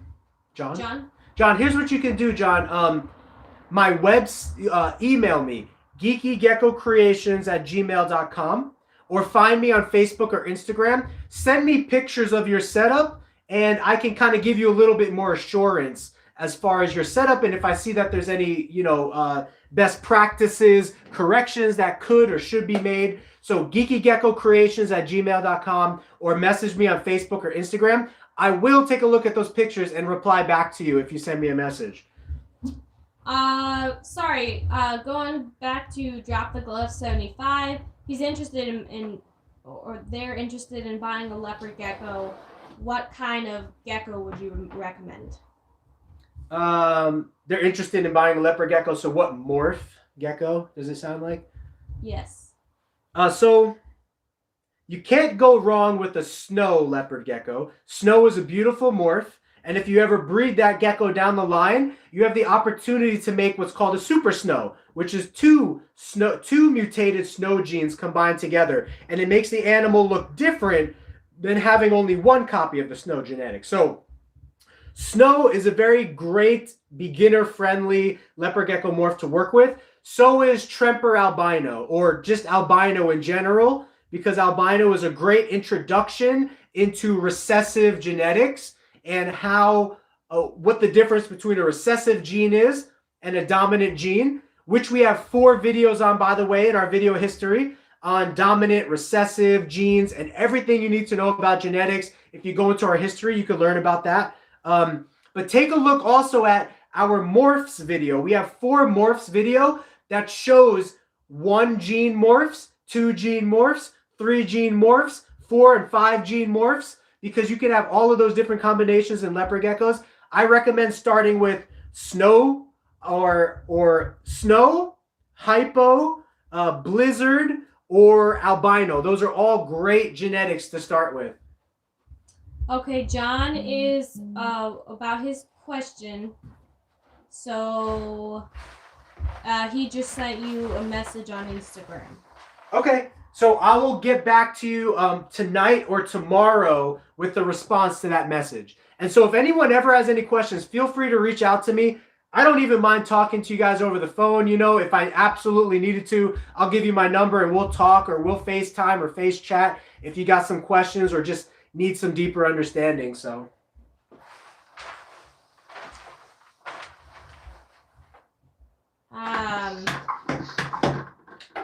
Abraham says, what is a dream animal you really want but may never get?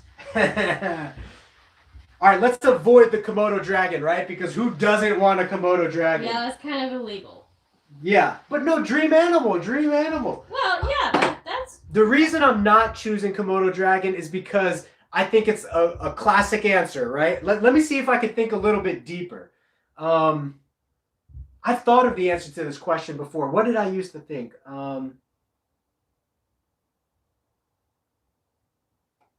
Okay, so if you guys... Do I want to make this my answer? Do I want to make this my answer? You have only one answer. Only one answer. Dream animal that I can never get. Let me think of what's illegal. Or may never get. Not necessarily that you won't ever get it. Can I speak a little bit about different things that I've liked in the past? So, okay. I don't know if I like this as much anymore, but the Parenti Monitor from Australia is a monitor that I don't think I'll ever get, because it's like Australia doesn't allow any importation or exportation of any of their animals. But the Parenti Monitor is one of the quickest, smartest, most fastest monitor lizards, agile, that you can get. Steve Irwin, the crocodile hunter, he was always chasing Parentis in the wild. But here is an animal that I might not ever get. This will be my final answer. Sailfin Dragons. We have 2 Sailfin Dragons here, but they are one specific species of Sailfin Dragon. It's kind of hard to talk about because Sailfin Dragons just went under a name change. The Sailfin Dragons that I currently have here, they used to be called Hydrosaurus weberi, but they're no longer classified as that. Now they're classified as Hydrosaurus amboinensis. But the dream animal that I would want to get is the Hydrosaurus.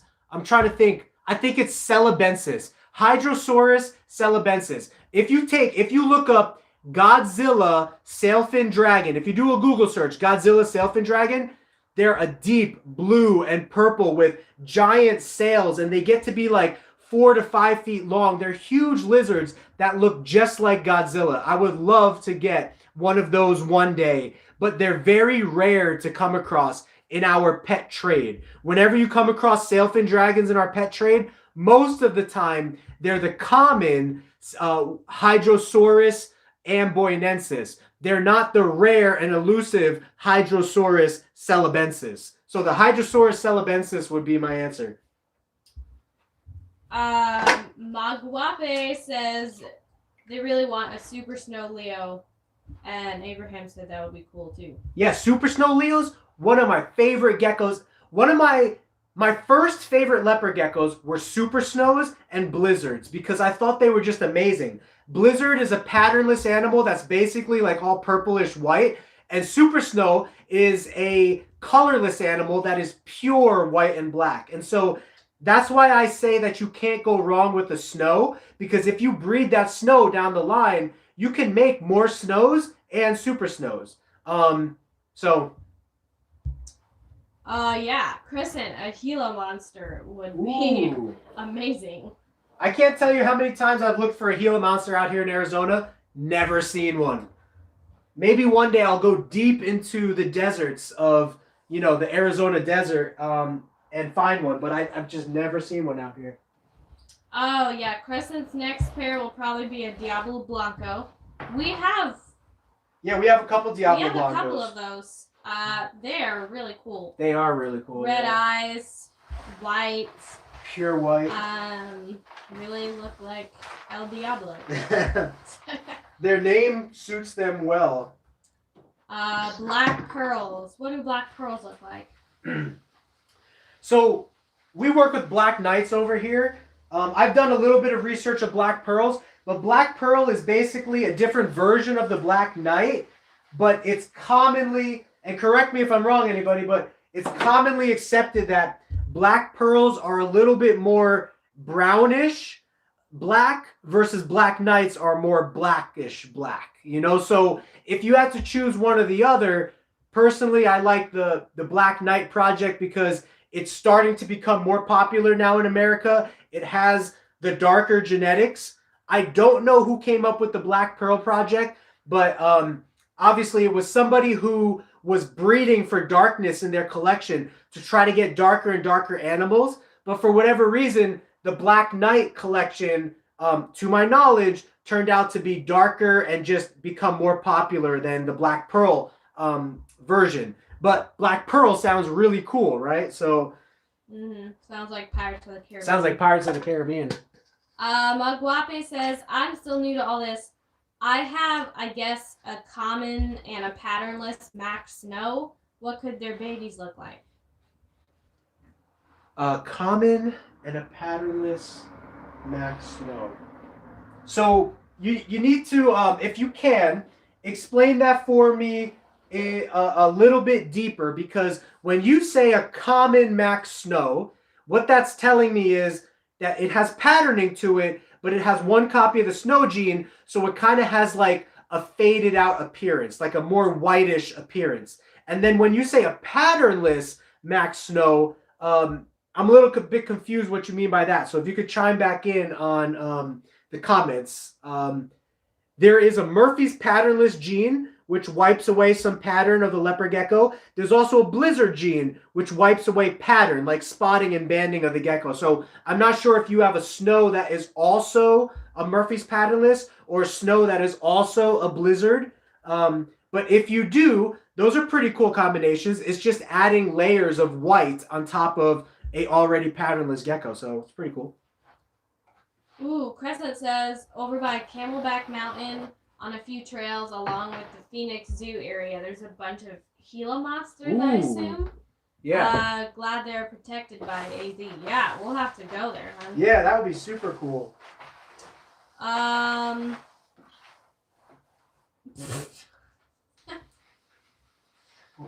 Okay. Oh.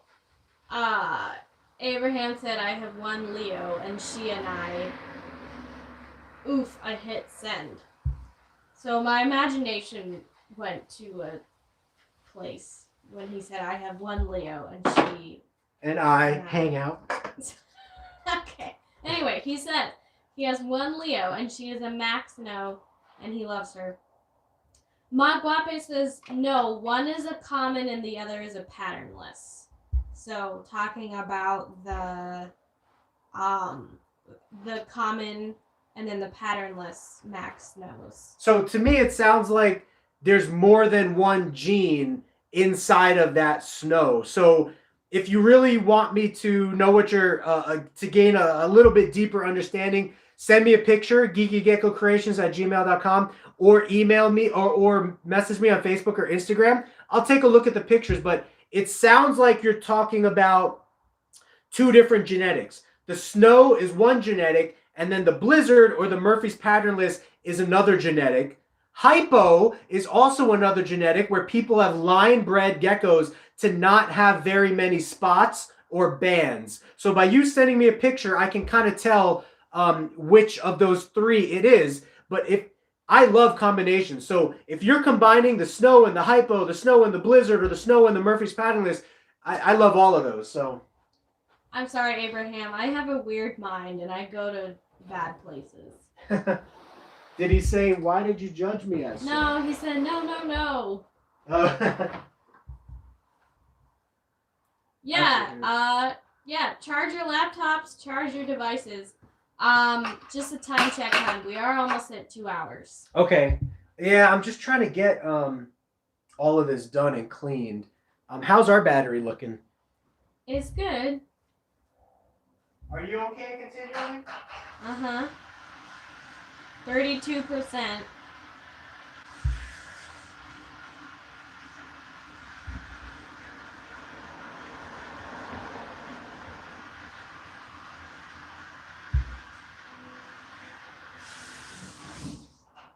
Are you okay continuing, hon?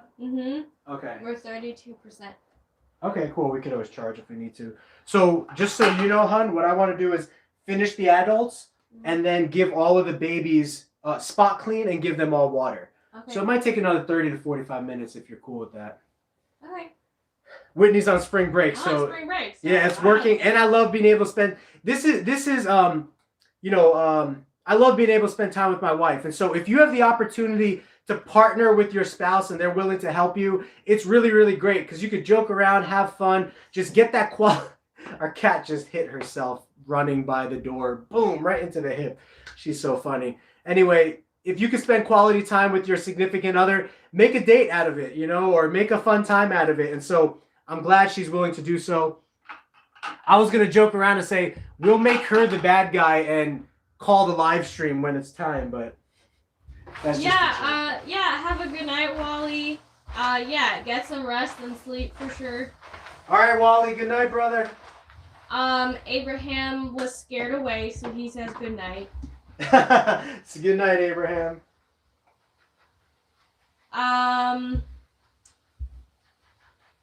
Let's see. Crescent says, did that guy ever pay for that tangerine male? I'm super bummed I wasn't able to snag him. I'm in love with his colors. Yeah, he's really cool. So, the guy meant to... It's kind of been an email juggle. Like, he was ready to pay for it, but I didn't see his email until like a day later. And now I messaged him back, and he's supposed to be paying for it, but he hasn't yet. So I actually just messaged him tonight. If you do want it, just a reminder, please give me your payment info so I can send you an invoice. So I know that you need it by the 13th, if so, right? Because you're moving by the 13th. Trust me, if he doesn't message me tomorrow or something, I'll definitely let you know. To my knowledge, he is going to pay for it. We've just had some payment issues. Excuse me. I couldn't find his... You know how someone gives you like a Venmo ID? His Venmo ID wasn't popping up for me. So I asked for his Venmo email. And I've been waiting to hear back from him about his Venmo email. And then I resent him a reminder today. Hey, can you give me your Venmo email one more time if you're serious about concluding the purchase? But it definitely sounds like he is serious about concluding the purchase. But don't worry, we will have plenty of geckos, plenty of pretty cool geckos here over the next couple of years, just to feed your passion and creativity. Well, so he says he could pay and pick them up on the 13th, cash and everything. Okay. Yeah, definitely.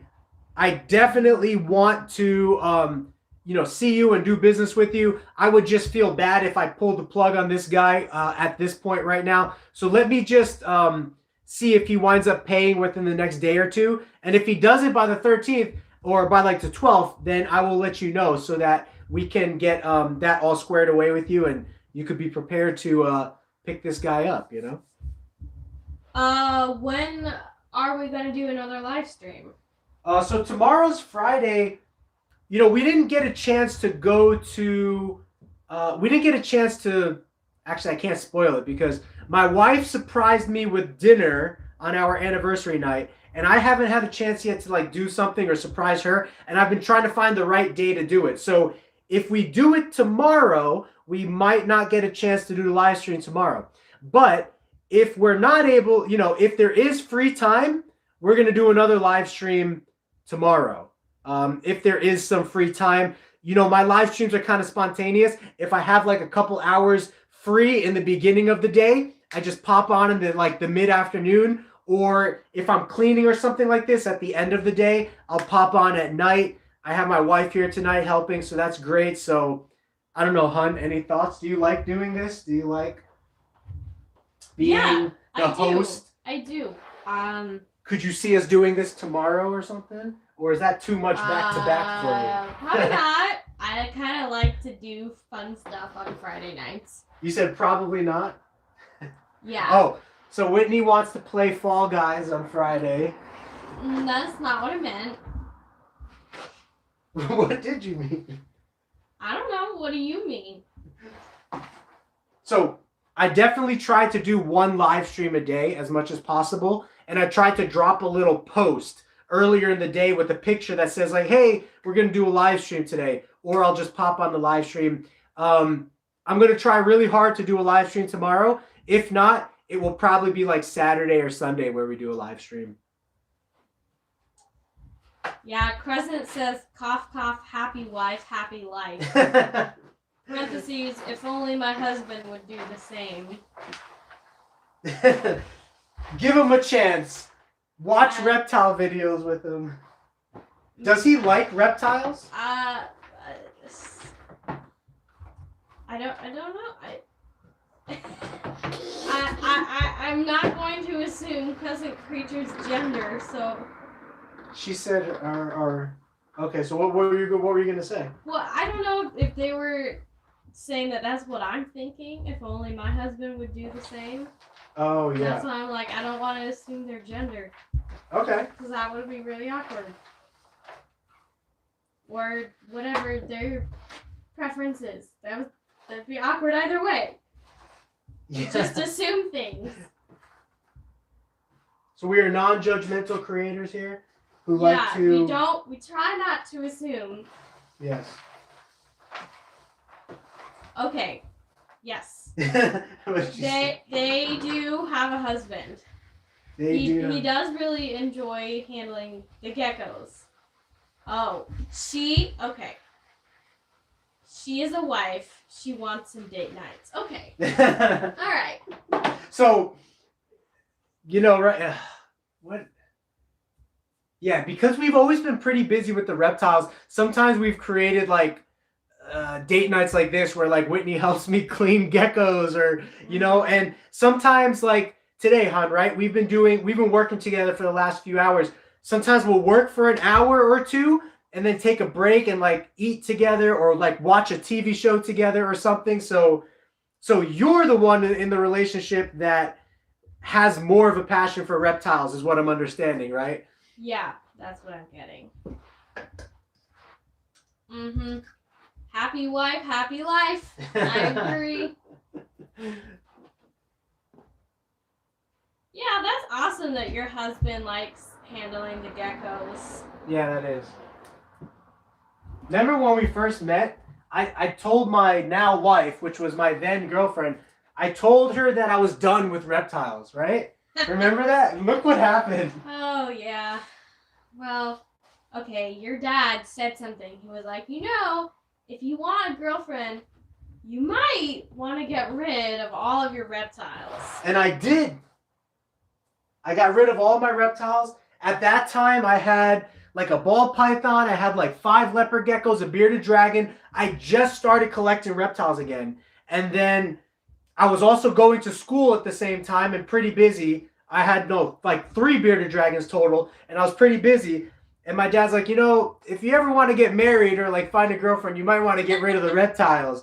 So, I actually took that word to heart because I was so busy with going to school and everything that I wasn't getting a lot of time with the reptiles anyway. So I was like, okay, I'm just going to get rid of the reptiles, focus on, school and potentially finding a life mate. And we'll see what happens. And I forgot about the reptiles. I thought I was done with reptiles for good. Then I met my girlfriend, which is now my wife. We had a great time. We dated for a year and a half. And then this is how it all started. It's her fault, guys. Listen to this. She sent me a picture of the cutest little albino leopard gecko. And she had no idea for my infatuation for reptiles. And boom, it blew up from there. She sent me a picture of her roommate's albino leopard gecko. And I was like, I need to get back into the hobby. And I started slowly collecting geckos. But this time, I had a much more focused idea. I said, one day, I want to breed these things for a living. Like, I want to do this as not just a hobby, but I want to grow a brand and a business and interact with the community. And I was much more focused when I came in the second time into the hobby as an adult. And now I've just been pursuing that focus since. And it's been 3 years now. So that was 3 years ago where I came back into the hobby with a much more focused mindset on growing this hobby into a hobby / business and now an actual, business and everything. I mean, it'll always be a hobby of mine. That's what I say. It'll always be a hobby. It's not always about the money with me. I have a lot of animals here that actually eat up a lot of expenses and they don't bring a lot of monetary value to the company. But because this is and always will be a hobby first before anything, because of my passion for it, I don't mind. So yeah, Crescent says most of their date nights consist of handling their geckos while watching Game of Thrones. I mean, same. Like, we will, clean a few rows of, in a rack of leopard geckos, and then we just finished Vikings. Yeah. So it's on Amazon Prime, and it's just like an amazing series. It's like so historically accurate, down to just the dialects and how they like act. Ooh. Saw that? Yeah. This one is out of all the snakes that I have, this one gives me the most problems. So like down to the dialects and how the actors speak the original languages, and it was so cool because like in the end it shows them some of the Vikings sailed to eastern Canada, so the east coast of Canada, and they actually meet some of the Indian tribes. I think they're called the Micmacs. Yeah. And I never thought in my life that the Vikings would have ever interacted with the native Canadians. And that's how the show ended. And it was just really a really good show. They do not only do they do a good job of like repeating historical events, but they do a great job of keeping you on the edge of your seat for thriller and drama. Like they hop between England and France. Russia and Don't tell the whole. The Middle East and okay. Anyway, yeah. Whitney's the type of person that likes to watch all the previews of every episode so she gets an idea of everything that happens before she actually watches the series. I'm completely the opposite. I don't want to know anything. I don't even want to watch a trailer if possible so that I'm completely surprised. But well, that's really interesting, Crescent, that you compete in barrel racing. Oh wow, / rodeo. That's really cool. I did the mechanical bull at like it was a jungle gym. It was Jump Street. I did the mechanical bull, and I was very lightheaded, and I did not enjoy it at all. But yeah, that's really cool for you. Abraham says, "What is your view on big chain pet stores?" Oh, like Petco and PetSmart. I can speak to this a little bit. I'm not nearly as seasoned or knowledgeable about keeping reptiles as Frankie is, but I mean, when you go in there, you can just see that the animals are not taken the best care of. Because I just think because it's a big chain, there's just less of a passion, less of an interest in the animals. I'm not going to generalize it, but a lot of people are there just for a job. Right. What do you think, hon? Yeah, I hate to judge them all under the same light because not all of them like have abuse going on inside of it. But if you look up like PetSmart animal abuse stories, you will definitely find tons of them on YouTube. But then again, you could find tons of them from individual owners and tons of them from reptile specific shops. So I try to be as much as possible as least of a judgmental person in my life as possible. But obviously there's a lot of people that will say that giant pet stores have very little general care for their animals. So when I go into a giant pet store now, like sometimes I go to Petco and PetSmart every 2 weeks to get rosy red minnows because that's what we feed to our ribbon snakes over here, which is the coolest thing, by the way. The ribbon snakes, they just go fishing with their mouths and they eat these live fish. It's so really cool. But every time I go in there, I take a look at the reptiles to see if they have what they need. And as far as I can tell, they have what they need, like, because they're only there temporarily. They have a heat source, they have hides, they have food. I don't really know, if you look at some of the condition of the animals, you might find some animals that are in bad condition, but you could also find animals that are in bad condition at a private reptile breeder's facility, especially a reptile breeder that is working with thousands of animals who can't get hands-on with every single animal. You can definitely find some malnourished or like some bad stuff going on there. But just to touch on what Whitney said, you do not need to be an animal lover to work at an animal store. So that's where it kind of comes in, where, a lot of animals can get abused more on a more frequent basis than at pet-specific stores, like reptile-specific stores, where the people that are working at those stores are a little bit more in tune with husbandry and care for the animals compared to like the giant pet chains, you know what I mean? Yeah, it's crazy. Abraham says one time he walked into a store and there were 2 albino geckos with eye infections, and there were 7 of them in a 5-gallon tank. Yeah. And Preston says if you look up behind the scenes on Petco and PetSmart, it really shows what happened most of the time, Yeah. So, yeah, I mean, really only go there if you need heating pads or dishes or, Like supplies. food or supplies. Abraham says, one lady was giving the babies wax worms to make them appear healthy. Yeah. Yeah. I would definitely say that larger chains are more prone to animal abuse than smaller chains. But animal abuse can happen anywhere, in large chains and small chains. And also on the opposite side, this snake is always so movie. On the opposite side of that, good care can happen on a large scale or small scale, right? Let's say the PetSmart that you're going to, let's say it actually has like a person that cares about the animals working there, then they're going to be on top of the husbandry or care more. But we know that a lot of times that isn't the case. I just don't want to generalize and put everything under the same category. But man, this snake does not want to stop moving.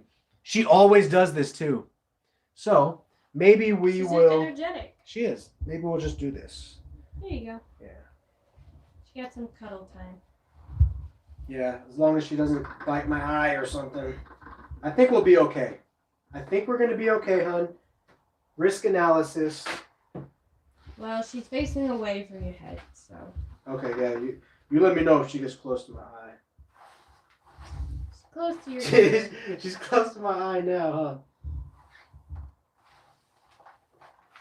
She does not seem aggressive to me or in a striking mood, so I'm not like too worried about it. She's trying to go back to her.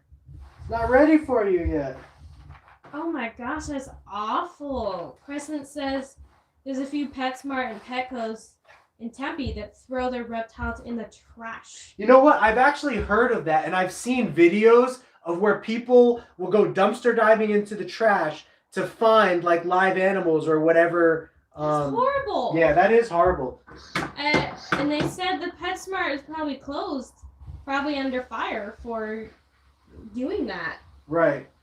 Now, we also don't know, if PetSmart, we don't know if like the CEOs of PetSmart are commanding their employees to do that, or if the employees are just being cruel because PetSmart is so big. Caring. Yeah, PetSmart is so big that they can't keep a tight rein on their employees. But ultimately, if you are a company like PetSmart, I believe the CEOs should manage the care of their reptiles and make sure that they are hiring people that actually like animals or have experience with animals. That would be my 2 cents as far as how PetSmart and Petco can change or improve their ways is to, actually monitor more or be on top of their employees, to hold their employees accountable to the care that they give their animals, Yeah, I mean, for sure. I mean, I love cats. Like, cats are my favorite animal. But that doesn't mean that the cats and dogs and the birds or something deserve more attention than the reptiles. I mean, yeah, if you sign up to care for animals, it's your responsibility to take care of them. Right. I concur. I mean, it's all about mutual respect.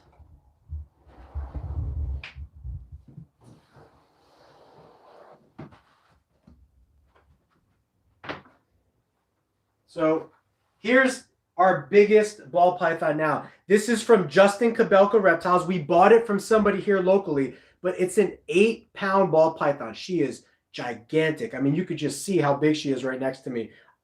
I'm creating an echo in between her body right now. Can you hear that, hon? Like, it's like a cave. Like my voice is being funneled through her body. So she's actually, she might lay eggs for us soon. Yeah, people saying they've tried to interview for the reptile section at PetSmart, and they weren't allowed to share their personal care advice, and they had to stick to what the boss said, and that they just got a feeling that they did not care. Yeah. So, if that's their corporate atmosphere, then that's definitely wrong. Mm-hmm. I mean, you're a pet store. I mean, you know what I mean? You need to I feel awful for all the times that I have gone in there. I mean, I haven't bought very much, but I don't know. I just go in there and like I see all of the animals there, and they just don't look happy at all. So Abraham has a question. Okay. When should his girl Leo start laying eggs? She's 10 months old. Okay, so if you haven't watched our ovulation video, leopard gecko females need to ovulate before they start laying eggs. That can happen at 6 months old. It can happen at 10 months old. It can happen at 12 months old. It usually happens between 6 to 8 months, or let's say 6 to 10 months. A female will start to ovulate for the first time. Once you catch her ovulating, watch our ovulation video. I show you different demonstrations of how to know if a female is ovulating. Once you catch her ovulating, you'll want to pair her with a male. Once you see the male and the female actually copulate or do it, so to speak, the female will then lay eggs 2 to 3 weeks later. You'll want to check her egg box 2 to 3 weeks later.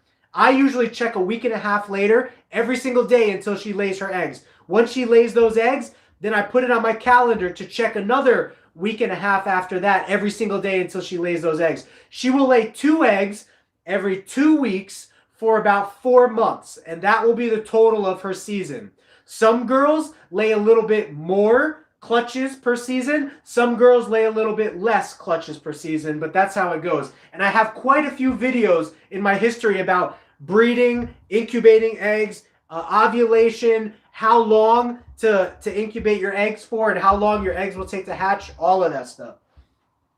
Yeah, let's keep an eye on her. Yeah, I mean, Crescent says, going back to PetSmart, you know, when you buy a leopard gecko, they give you a pamphlet that says they need sand because they live in the desert. That's not, they don't absolutely need sand. You're right. And I remember, you know, I went camping on a sandy beach, and every night, you know, I slept in a tent, and there was sand everywhere, like in every crack in my hair, like in my eyes, and it wasn't good. And so imagine how I felt, and that's how like a leopard gecko feels.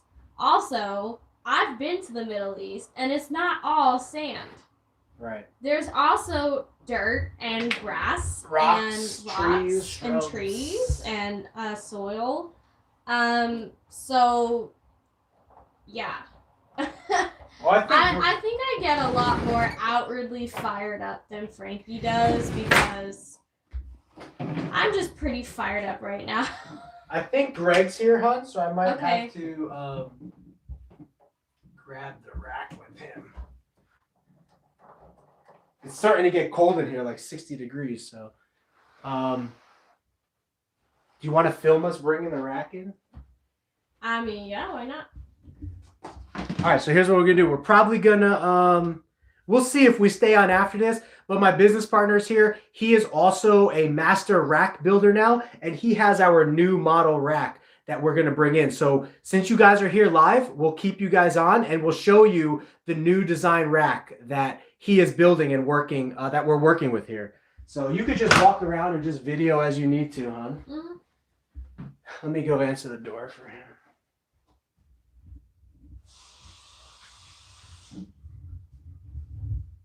Is he okay with being filmed right away? Yeah.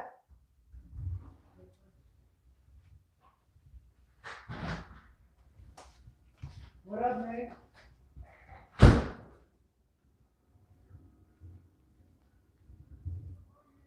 Please don't mind our messy house. Hi, Effie. So, my mom and dad were here, and yeah, my mom's staying on this bed, and can't put the piano in a bedroom, so it's here. Yeah, you want to say hi? So the piano's here, TV's there. Yeah. It's a small house, but it has more room than our apartment did, for sure. Yeah, paper towels are the way to go. When I clean, it's so nice just to pull out that dirty paper towel and just throw it away. Cleanup is so much faster and it's safer.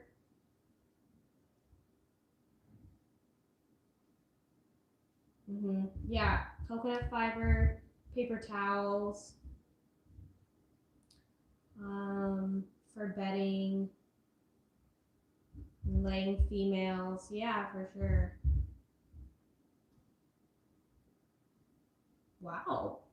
Albino rabbit and 2 horses. Rabbits are pretty cute.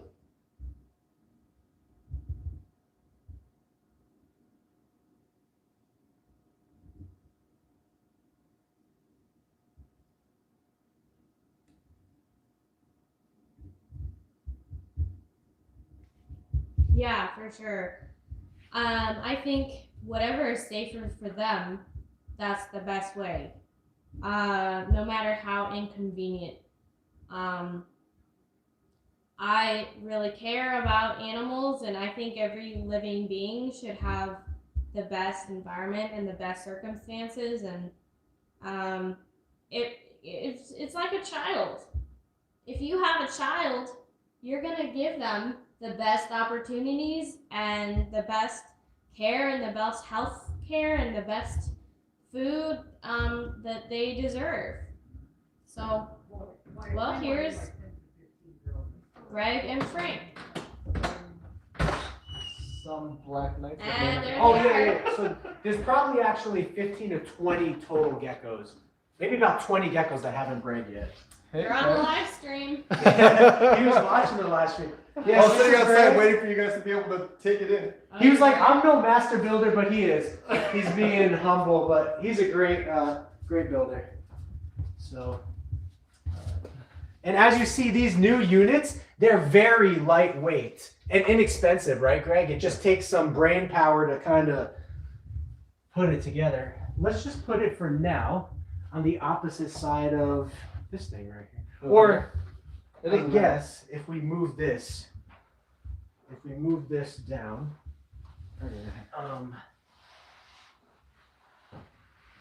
That is beautiful. yeah, it is beautiful. How much space, or does it look like we have space? And it's a total of 16 inches, so. Oh, or if you stick it out, like straight out, or? Yeah, you want to do straight out so it follows the other one? Yeah. Yeah. It's just a little bit. I think pretty good. Let's see. Yeah, he says that's a nice rack. He'd probably buy something like that. Yeah, we hope to actually, as Greg builds more of these, we hope to make them more readily available for people, especially local people, that we can sell them to as an alternative to the very expensive, like, professional racks. So that's another goal of ours, you know. We want to help everybody grow their collection as affordably as possible, or we will sell like instruction kits or teach people like how to build these themselves. We're still kind of going through how we want to do all that, but so here, let me do this first. So this is all the stuff. One of the things that we use the Inkbird ITC 1000. I don't know if your streamers have a good understanding of the thermostats that we use. But the wiring on the ITC 1000 is not straightforward. it's a little bit difficult wiring, but it is a more inexpensive unit, correct? Correct. So it makes it super, super easy from that standpoint. Hun, if you get here, you can see how each shelf, here's the heat tape source right here. The heat tape is actually glued or taped to the bottom of the metal. So that you can see the aluminum tape on the top, and then there's electrical tape on all the edges, so there's no exposures of any of the tail ends. And the heat tape is what towards the? Is it glued to the aluminum or is it taped? It's just taped. It's just taped. Okay, so it's taped to the back of this aluminum. You can't see, but it's underneath this aluminum right here, so that this aluminum plate gets hot. The same as ARS and Freedom Breeder racks. This is the same exact design they use. And if you have a little bit of a gap issue, he's built in these little wedges so that you could either lower this all the way down if the tub wants to sit lower, or you could put this wedge in there so that the tub can sit higher, right, Greg? Yeah. So you want the tub to sit against the actual heat tape, but you don't want it to be so pushed up against it that it causes that problem. It causes that. Oh, you don't want it too tight. Yeah. So if it's too tight, you could pull out the wedge, and that will give you a little bit of bounce, a little bit of room. Yeah, it'll make it essentially completely flat. So you can see that we have the polyplex on the top of every single one of the rows, and that polyplex makes it so that there isn't a significant amount of loss for humidity. So that's what we were. Oh yeah. So for ball pythons, this is what makes ball pythons more difficult.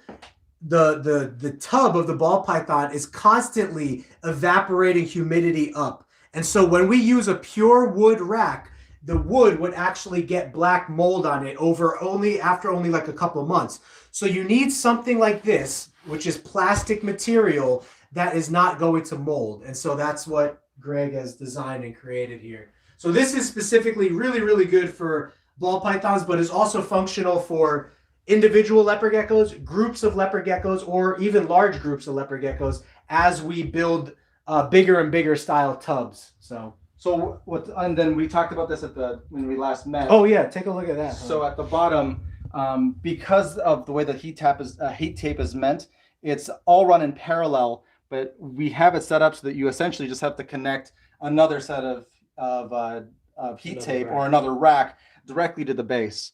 So it makes it really, really straightforward from a standpoint of being able to keep on going laterally with your rack space. But I built it based on that. Every single one of these lines is actually liquid electrical tape. So just group it on the end. This is soldered directly to the actual, you can kind of see how it's framed. You cut essentially where that last line is, and that was just hanging free. So that was exposed and that was wire. I checked every single connection, made sure that everything's solid. And it's got a significant amount of solder on it so that to make sure it doesn't move from that standpoint. Yeah, because you don't want to get electrocuted, so that's very important. But again, if you didn't, if you take a look at this, hon, just in case you might not have understood, this is pretty cool. This is a connection to another rack. So when Greg makes another one of these, all we have to do is plug the second rack into this first rack, and you could plug the second rack into the third rack, and the third rack into the fourth rack. You could just keep plugging rack after rack after rack into each other. So it's pretty cool.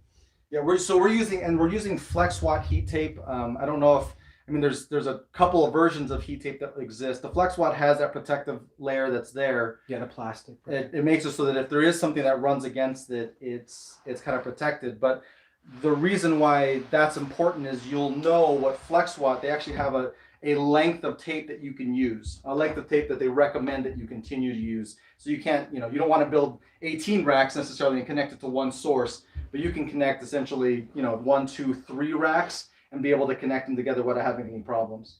You want me to plug this in? Sure.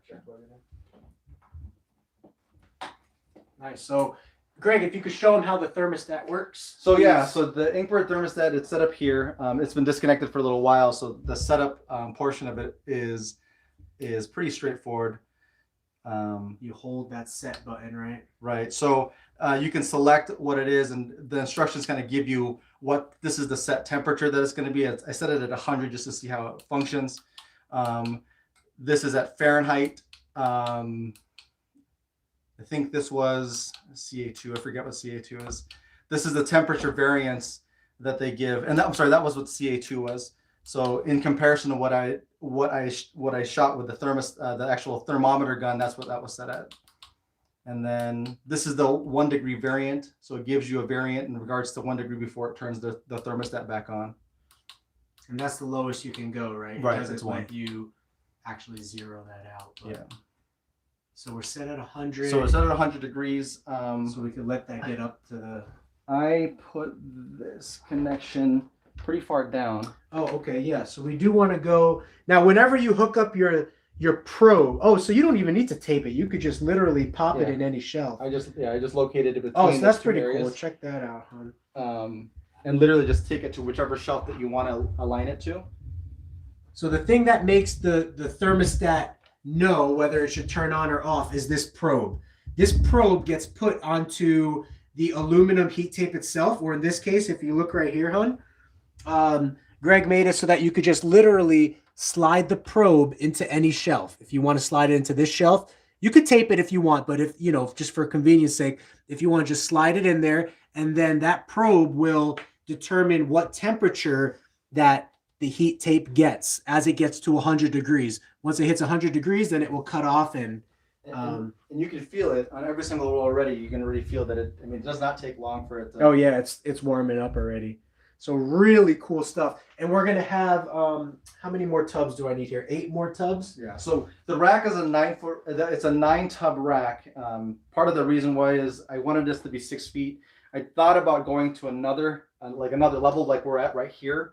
But in the process of building this rack, you'll kind of see there's a space of an inch and a half because I'm using 2x2s as the framing, and it would have made that tub be pretty high. And so pulling that down seemed like it would be a little bit more tenuous. And so, if the next rack needs to be built that way, we'll go ahead and build it. But, what's really, really cool too is that if you're building a rack system like this, you know exactly how much each level will cost, just based on the actual amount of wood that you're using. So that was actually one of the best parts about building this, is that when you do all the math on it, it really shows how easy or how hard and how expensive each one of these is going to be set up for. Yeah, so we're gonna... You're at 15%. So it's definitely getting to that spot, huh? So you can see in the back where it touches. So it's pushing back on the back of that piece of flashing. Perfect. So we got a heat transfer right there. And this is the idea, guys. I mean, easy in, easy out, right? So we want a slidable function. It's going to be always on the edge. So using some of the Sterilite tubs, you can see that there's this little piece that's here. So whenever you move it through, you have to lift it up against that lip. And it's just the type of tub that is. Almost every single tub will have that type of lip. Oh, I see. And so I see. That's what you're fighting against whenever you move back and forth. Yeah, because these Sterilite tubs, the reason we use these is because they're inexpensive, right? These are literally like $3.50 each. The alternative is buying a tub that is, let's see, the ARS tubs are like $15 each here in America. If you get them from China, which is probably where ARS gets them from, they're like $8 each, but you need to order like $10,000 worth of it or something. So yeah, because of that little lip, there we go. I get it now. I got it. Anyway, I love Walmart and their Sterilite tubs. They have so many different size tubs. And Greg, you're going to experiment next with building this same rack, but a 41 Yeah, so quart much style, longer, right? longer depth. So longer depth, which is literally almost another foot longer than this one is. Oh, this is the one with the tape. So do I need to? So I put that in pretty far, but if you, like I said, if you just pull it back a little bit. Oh, gotcha. And like I said, there's a wedge back there too, so that's also what's giving you a gap in space. Oh, gotcha. But it should be fine. Perfect. Hey, I love Takis. Takis? Mm-hmm. Taki. Yeah, you do love Takis, actually. Also So- those spicy lime Doritos. That's where it's at. Nice. So you literally just hold it, like you lift this up, and then it just slides in, no problem. And you can see there is a gap, but it's small. It's There's small, no way that yeah. there's no way that even a adult/juvenile is going Right. to be able to slide past that. Yeah, absolutely. No, that's beautiful. I love it. Love it. Cool, man. I gotta drop off my truck. All right, brother. Thank you so much, man. I love it, bro. I'll see you later. Bye, guys. Hi, Greg. Bye, everybody. All right. So, time to wrap it up. Time to clean the babies. Oh. So we're gonna be on for maybe like another half hour tops. I just need to clean the babies, and then we'll be good. So. I need to feed the cat real quick. Okay. Yeah, So- you can put that down, and then. Son, can you bring back my charger when you come back? Mm-hmm. Thanks, son. Oh, my hands. All right. Well, I hope you guys enjoyed that. I'm pretty excited to have this rack here. I like to squish everything as much as possible. Actually, yeah, I can just make that sit even face to face.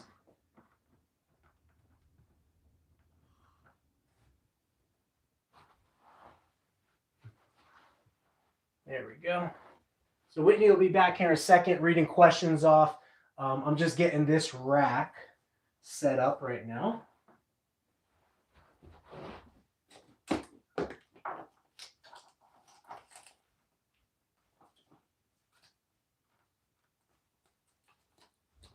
Oh.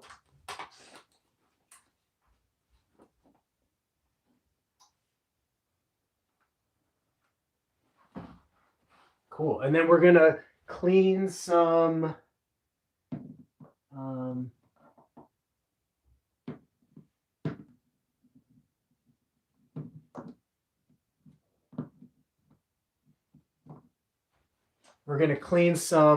baby ball pythons, answer some more of your guys' questions, and then that'll be it for the night.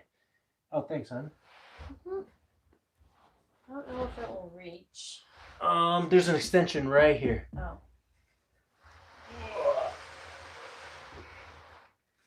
Cool beans. So pretty cool, huh?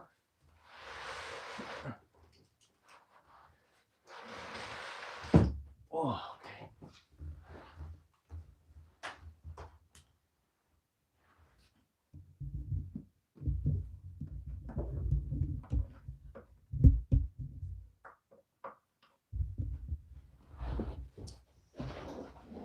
All right. See if we missed any. Yeah, I want like fuego Takis and hot Cheeto fries. Yeah, all that's making me hungry. All right. So any questions Nice. that we missed? Okay, so we're gonna keep it rolling here. Let's see.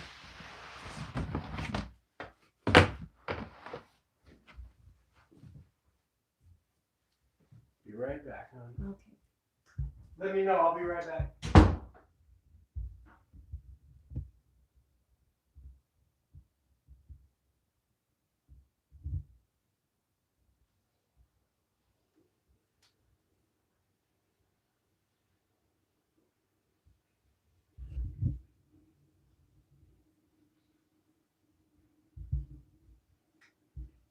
So on to the babies. Oh, water with bold ginger ale. Ice cubes.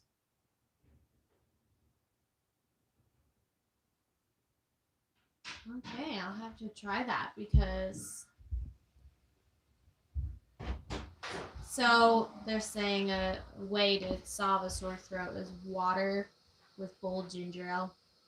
I actually, as a singer, I get sore throats all the time. So that's a good way to get rid of it. All right. So Abraham, saying, should he switch to cocoa fiber for his? I know this was a while ago, but should he switch to cocoa fiber for his leopard geckos? So if you're talking about cocoa fiber as a pure substrate, cocoa fiber is better than sand if you're using it as a pure substrate. But if you're talking about a humid hide, then I love cocoa fiber. We use cocoa fiber for all of our humid hides, and we use newspaper for the regular substrate of the leopard gecko. Leopard geckos, if you notice, they will lick everything. When they lick the substrate, it's automatically going to get put into their intestines. If they lick enough sand, like let's say you're keeping them on sand, it can actually cause impaction issues if you don't have a temperature level that is between 100 to like 105 degrees. They're going to start accumulating sand in their gut. And that's why we switched over from sand to newspaper. But in their humid hide, they absolutely will benefit from Eco Earth. It's a great substrate. It's pretty inexpensive. It lasts forever. And so, yeah, we use Eco Earth. Jay says, what's up? Who? Jay Netherton? Jay Netherton. What's up, Jay? He got some roaches from us. He's done some super chats. Just want to shout you out for that, Jay. What is your dream vacation spot? Oh, what about you, hon? Let's get you involved in that. Me? Well, for our honeymoon last year, we went to Maui, and that was amazing. I only wish we had more time to spend there. It was really funny because I think our second to last day there, we were just about to go to a luau. And my school district left a message on my phone saying that school would be closed for the first 2 weeks after spring break. And I was like, oh, well, that's a bummer. I mean, I know, like, Frank had to work, but, we had to have a short vacation because, spring break was only a week long. But, anyway, so then after that 2 weeks, my school district called again, delaying school for another 2 weeks. And then they literally said school would be canceled for the rest of the year. So, yeah. We were, tell them why. We were on our honeymoon. Yeah. Right before COVID got bad. Yeah, right before COVID. Like, we had a normal wedding and everything. Yeah. And then COVID hit, like a week later. Right. So, I would definitely love to explore more of Hawaii and Maui. When we went snorkeling, the only thing I wished I had done was worn like at least half of a wetsuit because it was chilly. We went in March and it was like overcast every day and the water was like kind of chilly. Also, Frankie got seasick. So. Oh man, I'm old now, guys. I used to not get seasick as long as I could see land, but as I'm getting older, roller coasters, boats, even if I see land, it just makes me sick, and it's a shame because I love snorkeling. Our swing set in the backyard. Our swing set in the backyard, it's bad, guys. Look at Effie, she's sitting out in the hallway. Meet our other family member here living with us. You know Effie. Effimus, Maximus, Effimus. We call her Effie Jingles. She's Effie Jingles. She's our little sweetheart. She likes chiming in with us. She likes sitting on the reptile table while we're cleaning, even though that's very dangerous because of her curiosity. She can't help her curiosity. I've tried to teach her, do not look at the reptiles. Do not get close to the reptiles, but she never learns. So I just think of it as that she's this cute cat that just can't control her curiosity. So I just need to be aware whenever she gets close. Crescent says, if you were able to, would you go and tour Geckopia's facility? Yes, Geckopia is really cool. He actually sent us his new triple dish. Look at Effie. I'm going to show you his new triple dish here in a second, but we did a live stream with him, and he was a very great guest, and he also was I guess he was grateful, and he wanted to send us a gift, and he sent us his triple dish. Yeah, so that's pretty cool. So, if you don't know about Geckopia, he makes these little products. He's known for making products, and this is his latest version of the product, actually. As you see, it has his name on there, Geckopia. It has a calcium bowl on one side, a bowl for crickets, superworms, mealworms, or Dubia roaches. It has a water dish on the opposite side, and he even calls this the pooper scooper. You could scoop poop with it and train your gecko. I've never done this, but he says that you can, some geckos can actually be trained where you scoop up their poo and put it on one side of the tub, and they'll always start pooing on that side of the tub. So pretty cool, triple dish.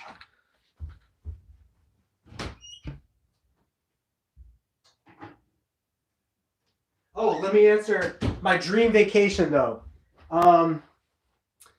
I love warm water that you could swim in, right? But it's always been my dream to go to Australia because of how much I love reptiles and watching Steve Irwin growing up. If I could go to Australia, that would be my dream place to go. And I would just have a great time herping in the wild, kind of chasing wild animals and lizards and videoing them and getting some pictures of them. And I think they got some pretty cool beaches too. So I'm going to have to go with Australia for now. I would love to go to Australia too. Would you? I would also like to go to New Zealand. But yeah, I don't know much about New Zealand, but yeah, supposedly it has like even more beautiful beaches and. Oh, really? It has everything. It has snow-capped mountains that you can ski on, and then there's like tropical beaches. So Magwape says, look at the pattern on that thing. Can you see it? It's so wow. cool. Looks like just a bunch of masks and stuff. This is a super pastel. Our cat is making noise and she's playing with herself. Oh, there she sprinted away. Super pastel leopard, yellow belly, het puzzle, male. Oh, she's crying now. She's meowing. So Magwape says, I recently started using Lugarti substrate and Eco-Earth in the moist hide. You know, we actually looked at Luguarte. I wanted to be a dealer of their cocoa hide, their coconut products. There's a lot of coconut product competitors nowadays because of stuff like this, which is thicker coconut, which is used for snakes, or Eco-Earth, which is more thinner, like more crushed up coconut. There's a lot of competitors. Luguarte sent me their application to be a distributor of theirs. So we might pursue being a distributor of Luguarte. But yeah, it doesn't have to be Eco-Earth. The main goal is the coconut. Coconut is great because it holds moisture. It's not as dusty as other soils and sand products and mosses and stuff like that. And I think it's a little bit more resistant to like mold and stuff than like regular soil is and stuff. So it's pretty cool stuff. Abraham, I think that's a great idea. It'd be cool to start a gecko/lizard subscription box. Gecko lizard, what would that look like? Gecko lizard subscription box. So I assume you get one delivered like every month. Oh, that's pretty cool. Mm-hmm. So you could get like Dubia roaches, and like heat tape, right? Because and on the higher end, obviously, you could get even geckos sent to you. Yeah, that's really cool, actually. Yeah. Magwabe says she trains them to poop on one side. How do you do that? We were just talking about it. Remember with you take all of their poo and you put it on one side of the tub. At least this is my knowledge of it. I've never done it. So maybe she could share how she's done it. That would be pretty cool. Yeah. But my knowledge is that you put all their poo on one side and then they learn to go on that side. That's cool. Jay says he has about $420 and he's wanting to find a good tangerine line, female and male, to work with. If you know anyone. Yeah, so I think you missed it, Jay. Because of bills and expenses, we are going to have to release some of our geckos here. Now, so get with me after the stream. Just message me on Facebook or Instagram. Let me know what you're interested in, as well as anyone else who's interested in anything specific. I'm going to start looking through our collection here and seeing what we have to sell. But we have pretty good quality tangerine stuff. Geckos on Fire has good quality tangerine stuff. Suburban Geckos has good quality tangerine stuff. Urban Gecko has good quality geckos. Geckopia has good quality geckos. So these are all people that like I've studied and watched and kind of know a little bit about their business. But yeah, hit us up if you want some cool geckos. We're definitely more than likely going to make some pretty good quality geckos available here in the near future.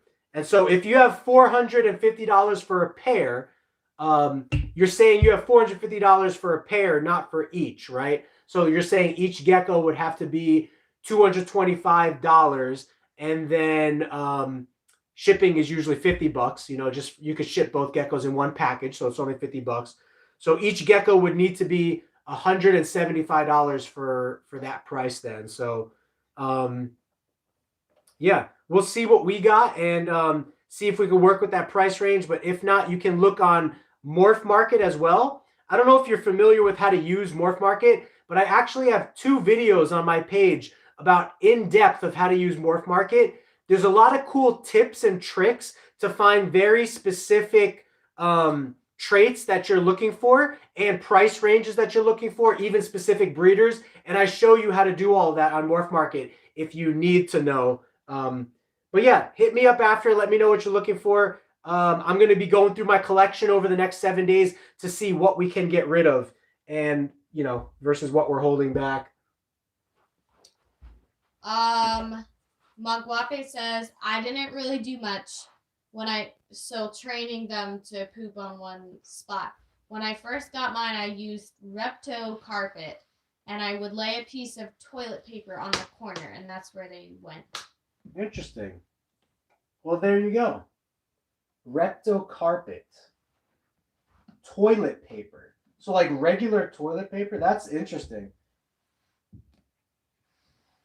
It's pretty cool.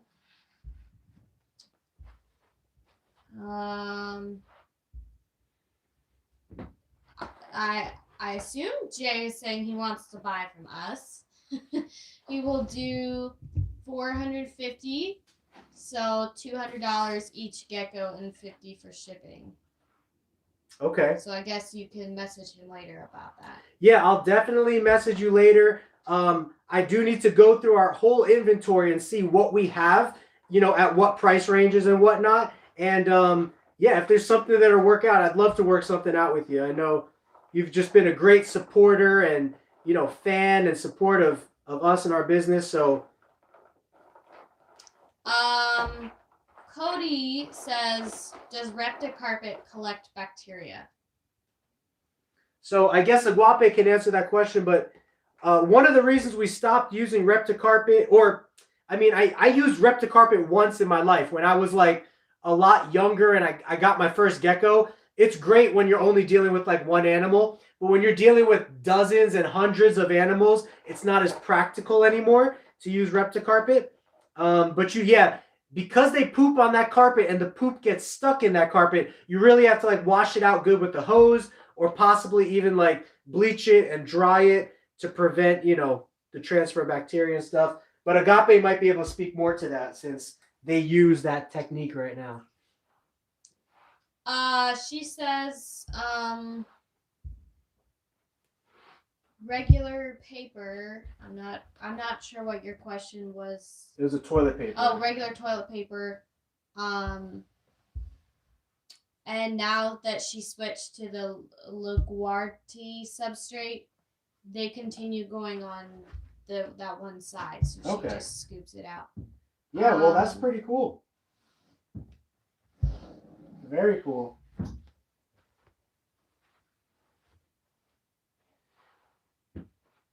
Yeah, and for sure, update Crescent about if any geckos are up for sale or if that one deal with the tangerine falls through.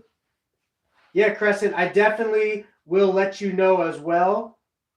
I'm going to be doing an inventory check this week, seeing what we can sell, seeing what we have. I'll find out if that one guy falls through. You're definitely number 2 on the list.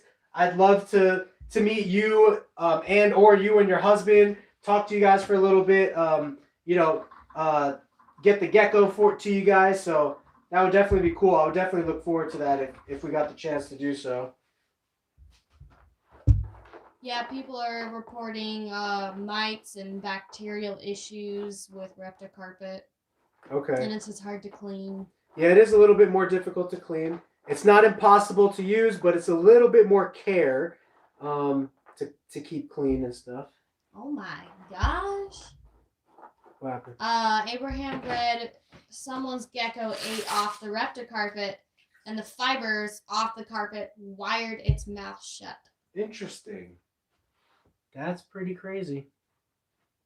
Do you have any hatchlings? Yeah, so we have hatchlings. We might have some hatchlings available. Like I said, we're going to be doing a inventory check.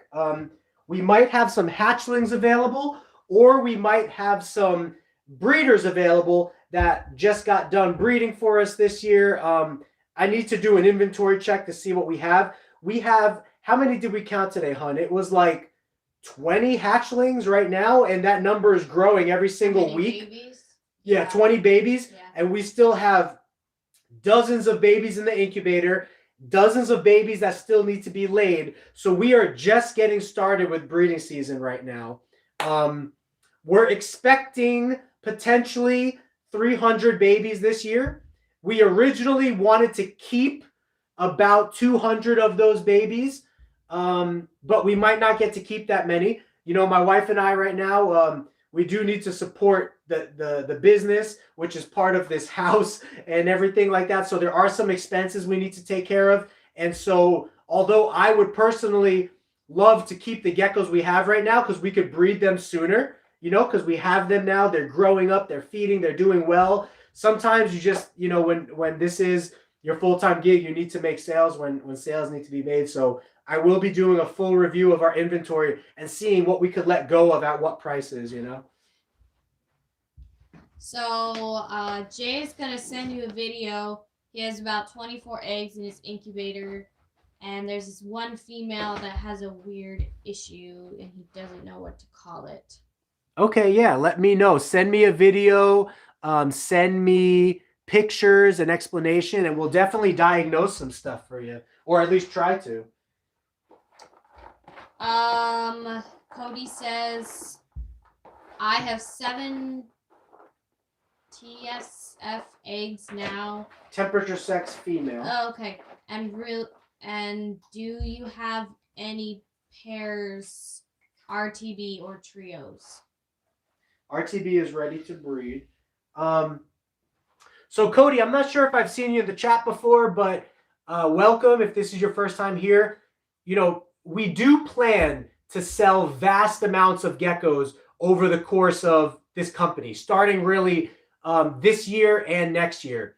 I was really trying as much as possible to hold back as many geckos as I could this year so that next year we could blow up and just have 1,000 or more geckos.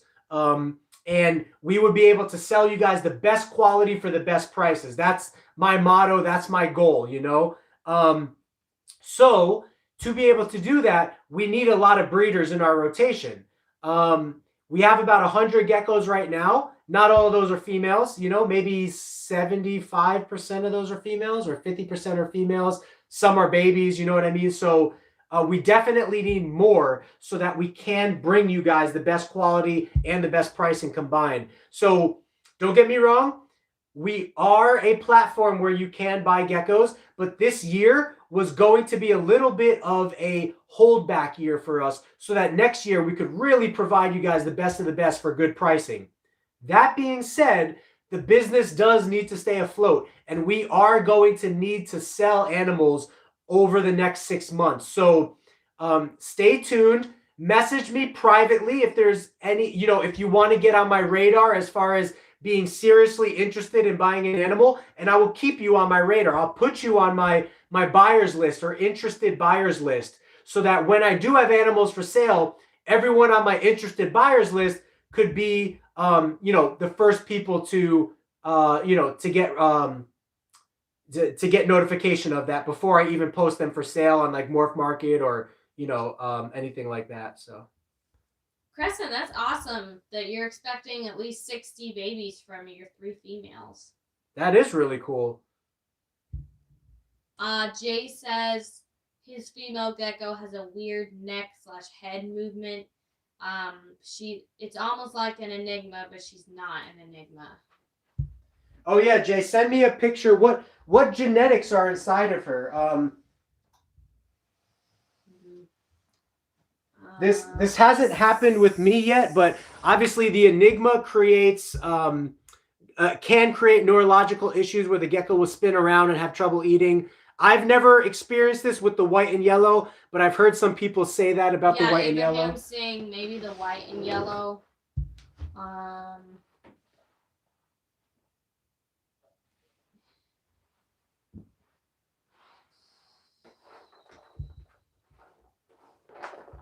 Cody's saying that he's looking to get some Ready to breed RTB. To do some genetic expansion. Yeah, for sure. You know, we're all about genetics here. We work with high quality tangerine / emerine. Like we really, this specific line of tangerine that we're working on is both bright orange as well as green undertones. So that's our specific niche or our thing that that we're really working heavily on right now. So tangerines, bold stripes, pinstripe bold stripes, which is thin line bold stripes, white and yellow. We are starting to work with black knights. We also have, if anybody is interested in working the Lemon Frost Cross project, we will have some of those babies available this year as well. But that's a very controversial / care specific project. So if you're newer, I might not recommend it, or you know, even if you're more experienced, we would need to talk before you possibly bought into that project so that you know what you're getting into. But we are trying to purify the Lemon Frost bloodline so that there are no longer any genetic defects or anything. And we're well on our way to doing so. There's a lot of hope in the project. And so if anyone was interested in working that project, I still think it's a great project to get into at this point while there is little defects going on and while there is success happening, you know. But we also work with snow, super snow, Tremper albino, white and yellow tangerine. So Jay says his female is a super hypo white and yellow het eclipse. Oh, okay. So yeah, send me some video / pictures of what's going on, and we can see if there is, we could try to diagnose what's going on. I have a bunch of white and yellow geckos in my collection. I've watched a bunch of white and yellow geckos. I've known a lot of people that have had white and yellow geckos. I've never personally experienced white and yellow geckos having a neurological issue. That being said, I know Jessica's Animals, I think is her YouTube channel. She dropped a video a long time ago talking about neurological issues and the white and yellow gene. So maybe there are some white and yellow geckos that do have neurological issues. I've just personally never seen it or experienced it.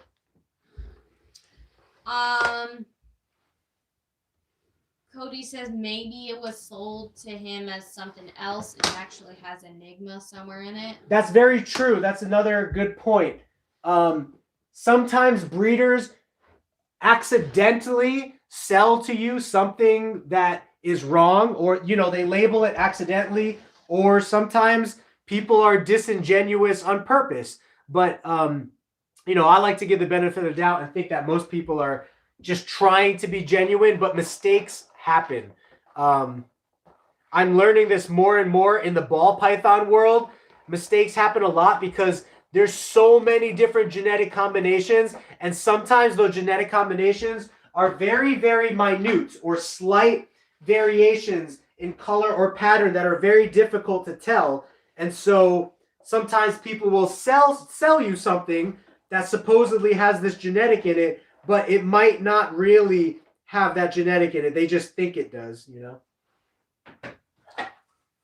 I think Cody's talking to you. He says, I'm the one who reached out on Facebook. SJGR Sugar, I guess. SJGR. Capital SJGR. LOL, just so you know who I am. Oh, okay, cool.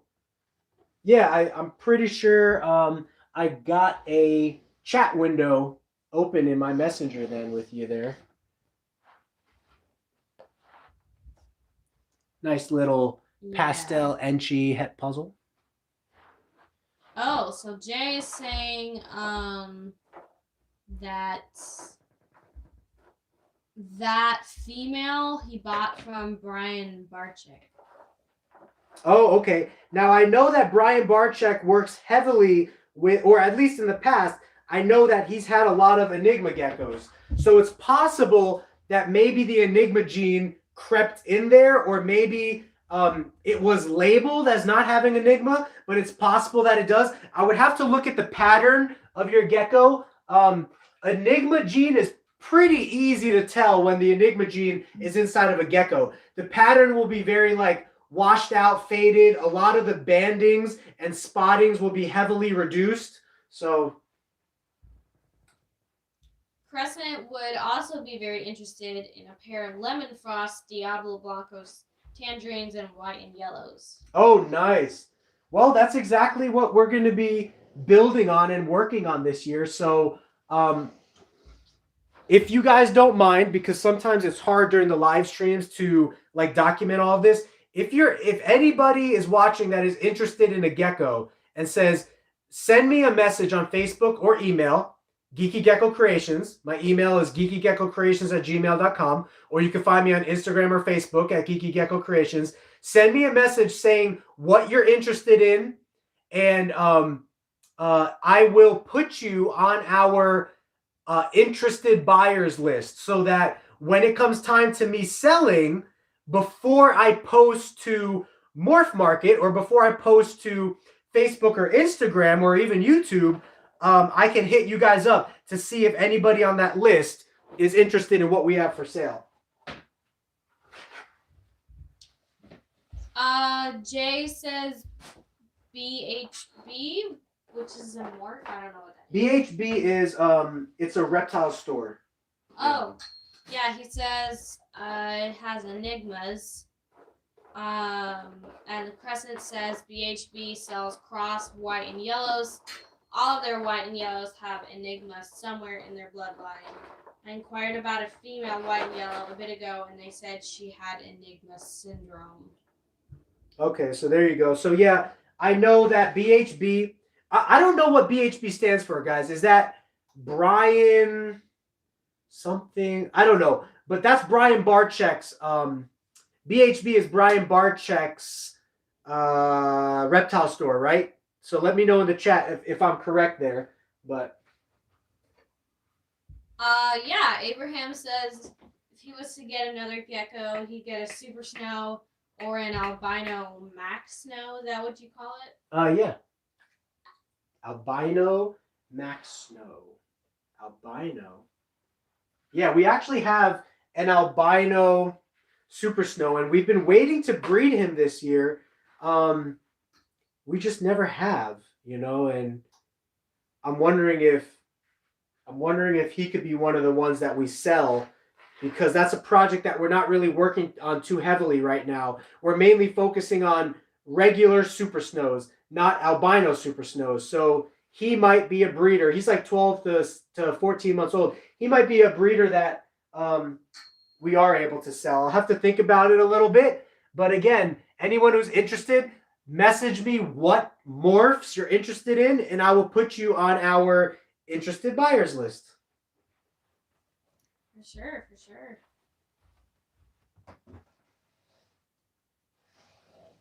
How's your voice? It's good. We're getting close, hon. We're getting close. I know you're ready to get going. Who was it that said they stay to the end of every chat? I wonder if they're still here, because this has been a super long one. Oh, yeah. I don't hold Yeah, I mean, thank you guys for staying the whole time. Yeah. Staying till the end. Apparently we're somewhat interesting, so. I'm glad you got to be on tonight, hun, because it's funner with you here, and I think it's just cool that it's easier on me. I can actually work and answer questions instead of having to read and answer when then I don't get like anything done when I do it that way, So. Yeah, I mean, I don't know how he does it. I mean, Abraham says that you, hun, have got to do all of this, and he gets tired of cleaning 2 Leo tanks. Yeah. Well, I appreciate that. It is a lot more work than I anticipated, but I've thought about this. Is this something that I thought about this? Let me see. What did I tell Whitney? What do I always tell you, hon? Okay. It's a lot of work, but at least I'm my own boss, right? So I get to set my day, set my hours, and I'll be 100% honest with you. Most of my days work starts at about 10 o'clock in the morning. And part of the reason is I sleep in a little bit because of how late I work.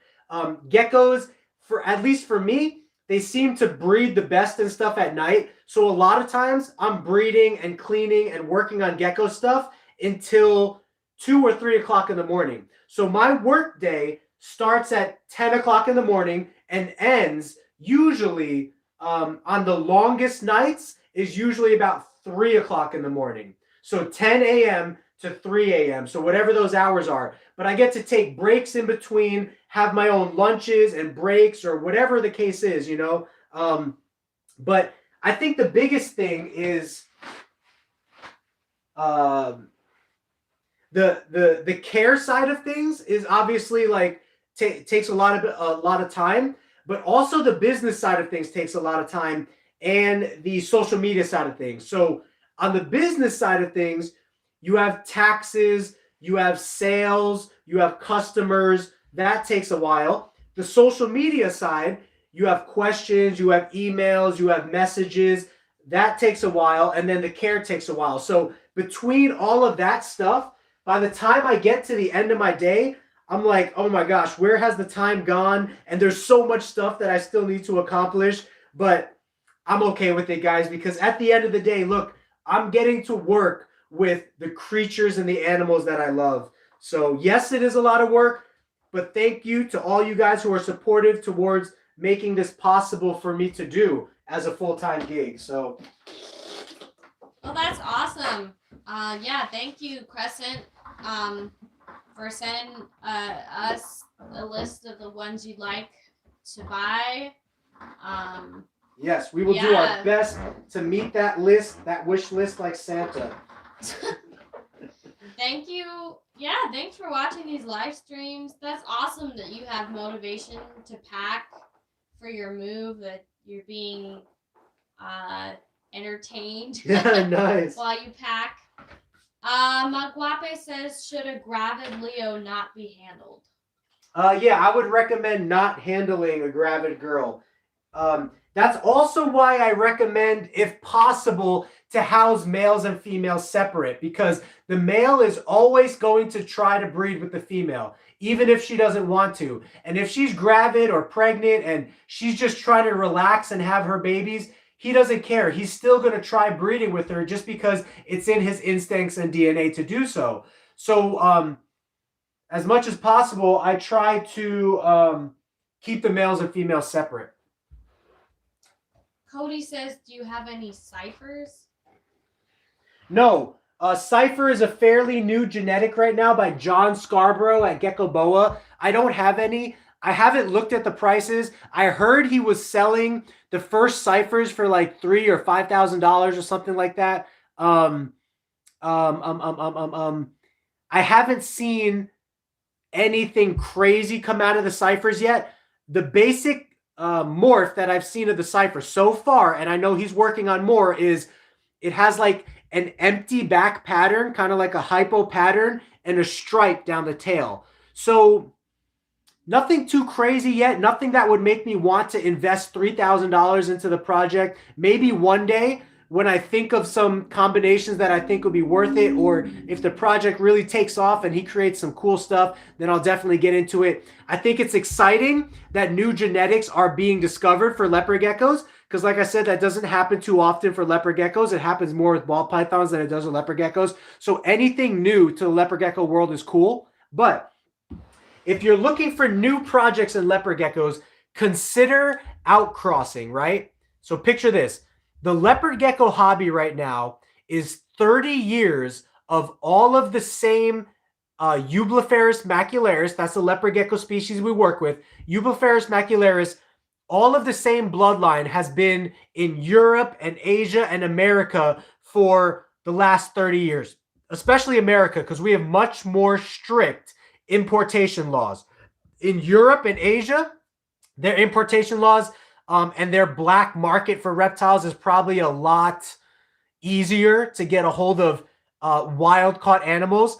But all of the macularis bloodline that we have right now is blood that has been in the hobby for 30 years.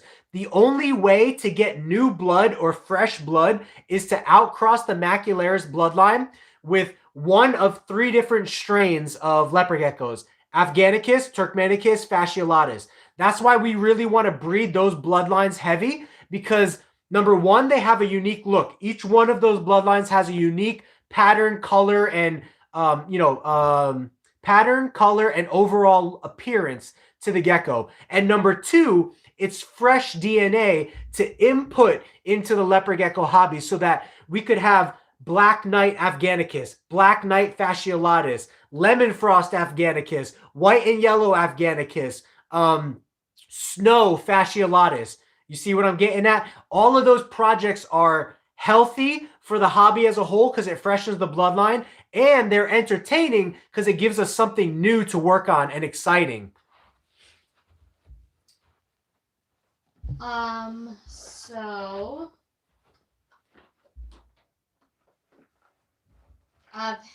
Cody, thanks. Yeah, thanks for saying Frank is the leopard gecko guru.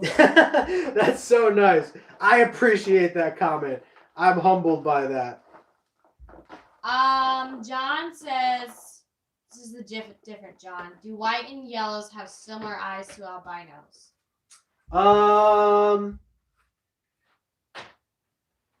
It's a good question. I've never thought to look. So next time I'm on the live stream when I'm in the gecko room, if you don't mind, ask that same question, and we will look at our white and yellow gecko. Now, it's funny you mentioned this. Let me mention why it's funny you mentioned this, okay? On my morphs video, I have a morphs video. I think it is video number 1, called Base Morphs. In that video, I show a white and yellow gecko that we have over here named Zeus. He does have very similar eyes to the albino gene. He has red blood vessels in his eyes, and his eyes are gray instead of dark gray / black.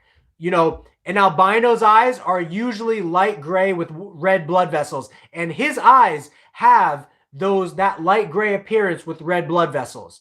That being said, I was told that he is het for albino, meaning that he is carrying one copy of the albino gene. So I always figured that his eyes were a slight indicator of the albino gene, the one copy of the albino gene that lives inside of his DNA. But I've never heard anybody say that white and yellow geckos have similar eyes to albino geckos. I'll have to look at all of my white and yellow geckos next time we're in the gecko room doing a live stream. We'll look live on camera at all the different white and yellows we have, like every single one, and we'll see which ones have similar appearance to albino eyes and which ones don't. Crescent says, what's a Sykes rainbow and a GGG morph? So GGG is, I forget what it stands for, something gecko genetics. So GeekyGeckoCreations. So there's, whenever you're talking about line bred traits, anyone who is working a line bred trait gets to name that project anything they want because it's something unique. Let me explain. Line bred traits are something that vary from baby to baby on a significant level, such as tangerine. When two tangerine geckos have babies, all of the babies are going to vary in their degree of orange. Some geckos are going to be less orange. Some geckos are going to be the same orange as their parents, and other geckos will be heavier orange. Same with the bold stripe line breeding project. If you breed two bold stripes together, some bold stripes will have more of a solid stripe. Other bold stripes will have broken stripes. Other bold stripes might not have any bold stripes. There is variance when you're talking about line breeding with leopard geckos. So what was the original question that we were talking about? So what is a Sykes GGG. rainbow? So a Sykes rainbow, I've actually never heard that terminology before. GGG, Gecko Genetics. I want to say that stands for something Gecko Genetics. And I believe that was a tangerine line. In the same way that our line bred projects, we could name them whatever we want. Like our thin bold stripe, white and yellow bold stripe project, we're naming that the pinstripe project. Our tangerine geckos, because they're bright orange and bright green, and that's what we're focusing on, we're going to name that the Calamansi project or some other name, right? GGG is just one breeder's specific name for his line bred project. And I believe that it was a tangerine line bred project. The Rainbow Project is probably Geckos Etc. is owned by a man named Steve Sykes. So the Sykes Rainbow Project, I would imagine, is a line bred project started by Steve Sykes. I don't really know that much about it, though. Sounds interesting. So if you find out more about it, you let me know. John says Sykes Rainbow is a multi-striped, multicolored line bred project by Gecko at ETC. Geckos, etc. Yeah. Yeah, so there you go. It's line bred. And you know what's funny? We actually had a spontaneous multi-line gecko pop out this year. So again, this just shows anybody who has something unique pop out can name it whatever they want, right? So Steve Sykes has his multi-line gecko called the Rainbow Project, right? The multi-line gecko that we have over here, because it didn't come from Steve Sykes and it derived naturally from the combinations that were spontaneously from the combinations we're making here, we too have the right to call it the Quad Striped Project or whatever we want to name it. And that's actually what I was thinking of calling it, because the gecko that we popped out here has 4 stripes, 2 going down the middle of the back, 2 going down the laterals. And that's pretty rare in leopard geckos. You don't really see that much. So nobody has really coined that term yet. And even if they do, because their genetics stemmed or started from their specific line, they can name it whatever they want. And anyone else's who starts from a completely different set of genetics and bloodline, they can name it whatever they want, you know? So everyone has the ability to start their own projects in this game and possibly even name their own projects if they get something unique enough. So I hope that answers the question.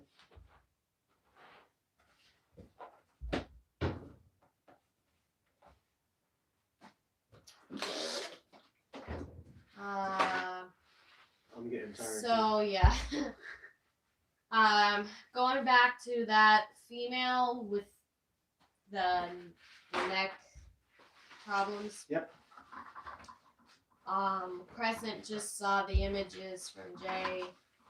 She says she looks identical to my female Enigma without ES. I think BHB mislabeled her. Yeah, it's definitely possible, guys. We were talking about this on the live chat the other day, right? I got nothing against Brian. I got nothing against BHB. But whenever you work on such a level where you're producing thousands of animals every month or every couple months, it's very easy to make mistakes, right? Think about anything. You go to Walmart, you buy a watch, it could have mistakes in it. You buy a TV, it could have defects in it. It's the same when you're working with thousands and thousands of animals. There's a chance that those animals have defects that the breeder is unaware of, or mislabelings happened. Now, I know BHB, as far as I know, I don't think he would ever do it on purpose. But like Crescent was saying, I know for a fact that BHB works with a lot of Enigmas, or used to in the past. So there's a pretty good chance that your gecko might have the Enigma gene in there, and it just might have been mislabeled. But I'll take a look at the pictures also and see if I see what Crescent has. But again, or saw. But the Enigma gene is pretty clear when you look at it in geckos. The geckos will have less spotting. The spotting will be spaced out more, and they'll have less pattern / striping / banding. So, Cody, I missed your question. Which is the best to outcross with? So, all three of these are the same. Afghanicus, fasciolatus. Okay, actually, they're different. Let me explain why. Fun. Fun biological lesson. So, if you guys are familiar with leopard gecko biology, their family name is Eublepharis. Their species name is Macularis. So, most of 90% of the geckos that we work with here in captivity are Eublepharis, family name, Macularis, species name. Within leopard gecko species, remember, they come from Iran, Iraq, Afghanistan, India, Turkey. They come from a lot of different places. Excuse me. When they come from different places, different localities, different species or subspecies have been determined by scientists, and classifications have happened. Eublepharis macularis, I believe, is more from Iran, Iraq area. Eublepharis afghanicus is from Afghanistan. Eublepharis turkmenicus, I believe, is from Turkey. Eublepharis hardwickii is from India. Eublepharis angraminu is from, I think, like Iran as well, and different other provinces over there. Eublepharis fasciolatus, I actually don't remember where the fasciolatus is from, but whether scientists are right or whether scientists are wrong, here is the current classification of the Eublepharis species of leopard gecko. Eublepharis macularis, Eublepharis macularis afghanicus, Eublepharis macularis fasciolatus. The afghanicus is a subspecies of macularis, meaning that they share majority DNA, but there are some differences in locality and DNA, so they're their own subspecies of macularis. Same with fasciolatus, is the same subspecies as macularis. But Eublepharis turkmenicus is actually classified as a completely different species than Eublepharis macularis. Whether that is true or not, or whether a reclassification needs to take place, if you look at it from a DNA perspective, Eublepharis turkmenicus should have the purest, cleanest, different set of DNA than Eublepharis macularis or fasciolatus or afghanicus. Those three species / subspecies, they share more of an overlapping DNA than Turkmenicus does, because Turkmenicus is actually classified as a different species. So at this time, I would say Turkmenicus is the best to outcross to. But Fasciolatus has a very, very unique and cool look to it that is different than Turkmenicus. So I'm really excited to be working with Fasciolatus. And same with Afghanicus. Has a very different look to it than Turkmenicus and Macularis. So I'm very excited to be working with that as well. Cool. So Crescent says, from looking at Jake's Gecko, he has like 1 or 2 bands by the eyes, very washed out, not a lot of yellow or green around the eyes, only a couple spots. It looks like it's a standard Enigma. Okay.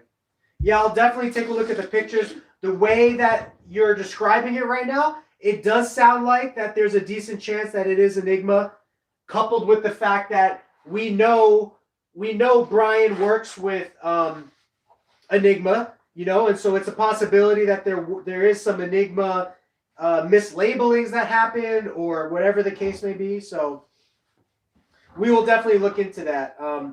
Enigma is the main genetic that causes neurological issues. There's no other genetic that I'm aware of that causes neurological issues on the same level that Enigma does. So if you're experiencing a gecko that has neurological issues, number one, it's either just a general defect, which could happen with any gecko, or number two, it most likely is within the Enigma syndrome complex there. Hey, that's awesome, Abraham.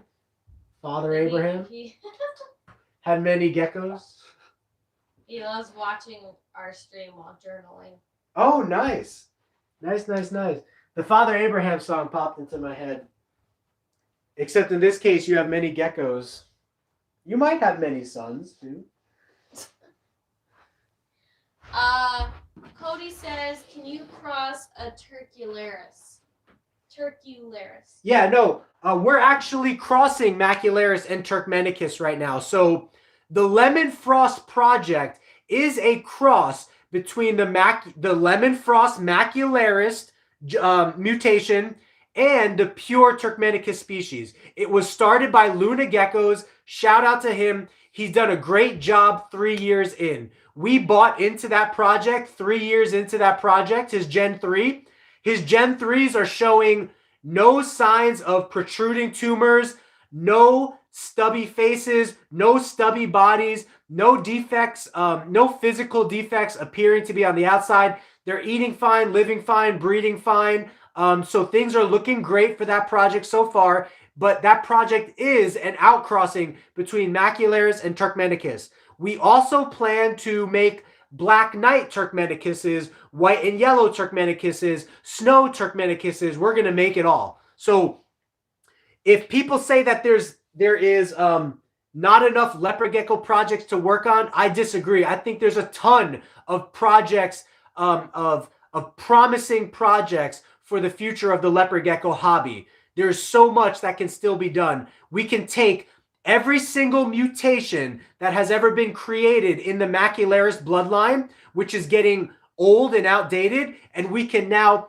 freshen it and put it into the Turkmenicus bloodline, the Afghanicus bloodline, the Fasciolatus bloodline, and those are the only bloodlines that we know as of right now that are workable. There's other subspecies of leopard geckos, but they have problems with viability of their offspring living when you cross the species, or the species just won't cross so well. But who knows?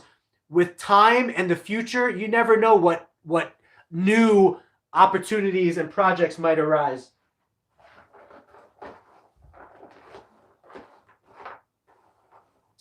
So we're at 3.5 hours now. Nice. We're almost done. Look at what tub number I'm on. I'm going to try to move as fast as I can so we can finish this. Yeah, so that means talk while you clean. Getting a little sassy on me, huh? You guys seen it? You seen the abuse? Just kidding. Hey, that's not something to joke about. There's no abuse. No, yeah, you're right. There's no abuse, but she is sassy with me. She does get between you and I, you are the more sassy member of this relationship. Would you agree? For sure. Let's see.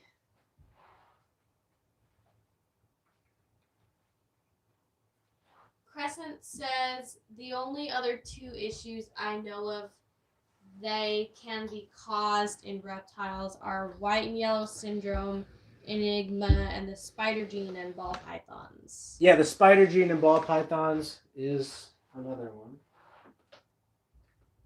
Cody says lemon frost are tumorous. They can be. Yes, the original lemon frost did have some tumor issues, some worse than others, but that's why we are outcrossing right now to prevent those tumors from happening. And we've seen a lot of success so far 3 years in to the Turkmenicus project, which is the lemon frost outcrossed into the pure bloodline of the Turkmenicus project.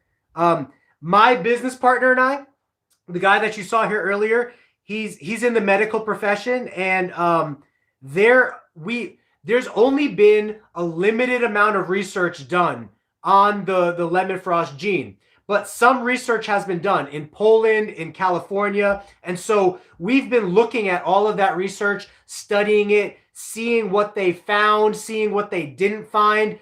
There is no clear understanding right now or clear connection between the lemon frost mutation and the tumors. They don't know what is causing the tumors. Obviously, something is, but scientifically, they haven't been able to prove what that is yet from all of their research. So I think there's still hope. And the reason I think there's hope is because of what Luna Geckos has started with the Turkmenicus lemon frost project. We're not seeing any tumors, any protrusions, or anything like that in the geckos right now. So, you can see this little guy. There's no mouth opening. Mm-hmm. I was just trying to help. He's got some stuck shed. Let me wet him a little bit. Again, thank you to everyone that's still sticking with us. We really appreciate it. Especially we appreciate hearing that you guys are still interested and that you're actively listening. You don't just have us in the background. We really appreciate that. John says, have you considered working with Western hognose breeding? I actually have. So I never thought that I would actually get into snake breeding. I only planned to do lizards. That was my first joy and my first passion. But I recently got into ball pythons because of how many different combinations they are. And I think it's such a great niche of the reptile hobby. So I really got into ball pythons. And I know that hognoses also have a lot of combinations. They're also very small and like easy to breed and make multiple combinations. So how big does a hognose get? I want to say 2 feet. I don't know much about hognoses, but I want to say 2 feet. Okay. 1 to 2 feet. They're very small though, like slender. They're kind of really cute. Yeah, you know what they are, right? Or yeah. They're a colubrid, so they're a completely different species than ball pythons, which move slow and only eat once in a while. I think they eat much more regularly, and they're much more fast-blooded and fast-moving animals.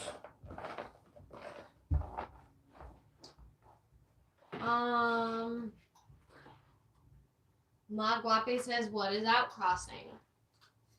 Cool. So I'll do what Whitney commanded me to do, and I'll explain and talk at the same time. Outcrossing is when you take one species and breed it to another species or subspecies. So the leopard geckos that we work with here, they are known as the Eublepharis macularis. Most of the geckos you see in the leopard gecko hobby are species macularis. But by outcrossing that species to another species, which is Eublepharis turkmenicus, they're different species, but they're related close enough to where you can crossbreed them. That shares that diversifies the genetic pool, so that any defects or old blood that is considered with the macularis bloodline will now be 50% combined with the new fresh blood of the turkmenicus or the fresh blood of the fasciolatus or the afghanicus. Different species from different provinces or different localities. They're all leopard geckos, but they're different species from different localities, different areas. That's what outcrossing is. That is thought to strengthen the bloodline. Let me touch on that real quick. That's why humans do not inbreed, right? Like, let's just get graphic for a second. If we started breeding with our sisters and our parents, a lot of genetic defects would start to happen. But as humans, we breed with people from different families, right? Whitney comes from a different bloodline than I do. Therefore, right? No, I'm just kidding. Therefore, our children will be a mix of 50% of her DNA and 50% of my DNA, which is different blood. But let's just say in some crazy world, Whitney and I were actually like brother and sister. Our DNA is already the same or partly the same. So now our children, when you take Whitney's DNA and my DNA, now our children would actually have 75% of the same DNA or 50% of the same DNA, and that causes more defects to occur in mammals. So that's what outcrossing is in reptiles, when you breed one species to another species or a completely different set of DNA or bloodline.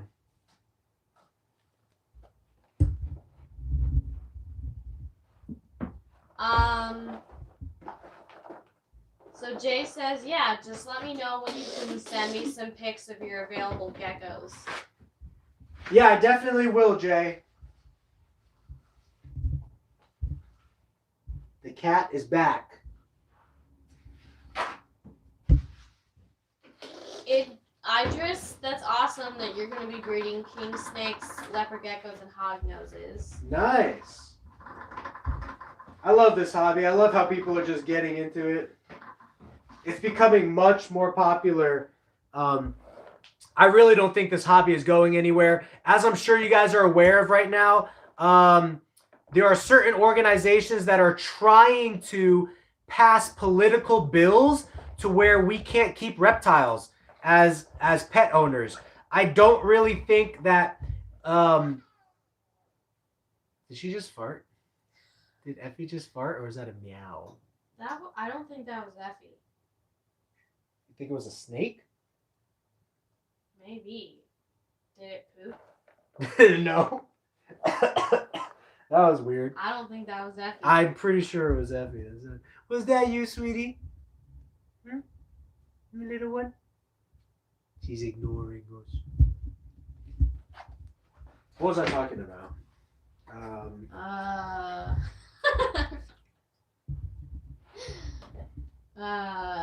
Whitney has this witch laugh. You'll hear it come out from time to time. It's like she does it better than me. I sound like a horse.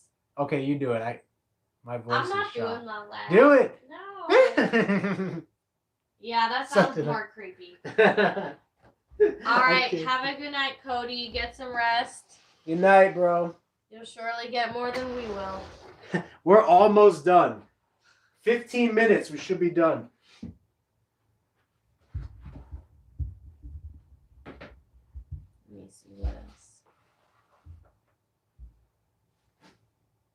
Yep. Still streaming, streaming Raven. Still going strong. Thanks, Raven. We are almost done, though. I'm just trying to get through all of these baby ball python, spot cleaning, and water. I'm getting them all fresh water and spot cleaning. So if you get these from the dollar store, they're actually cat dishes. These are normally for you, Effie. They don't tip over. Almost any other bowl you put in here is going to tip over and be problematic, but these bowls don't tip, so it's pretty cool.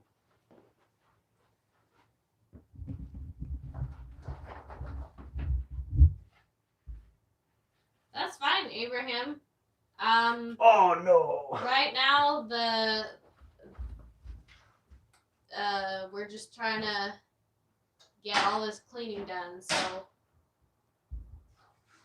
yeah, that's fine. What happened? I accidentally threw something in the water that I was supposed to throw in the trash. Oh. I knew I was going to do that because they're right next to each other.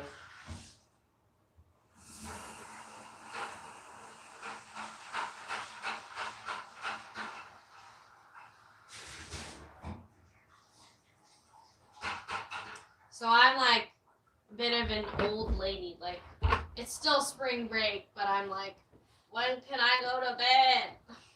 We're going to watch a movie after this. Oh, no. Not if you want me to fall asleep. That's fine. Oh, he's actually fine with me falling asleep during the movie. It's only, what, like 11? Almost 12. Oh, okay. It's a little later than I thought, but we got time for a movie. It's spring break.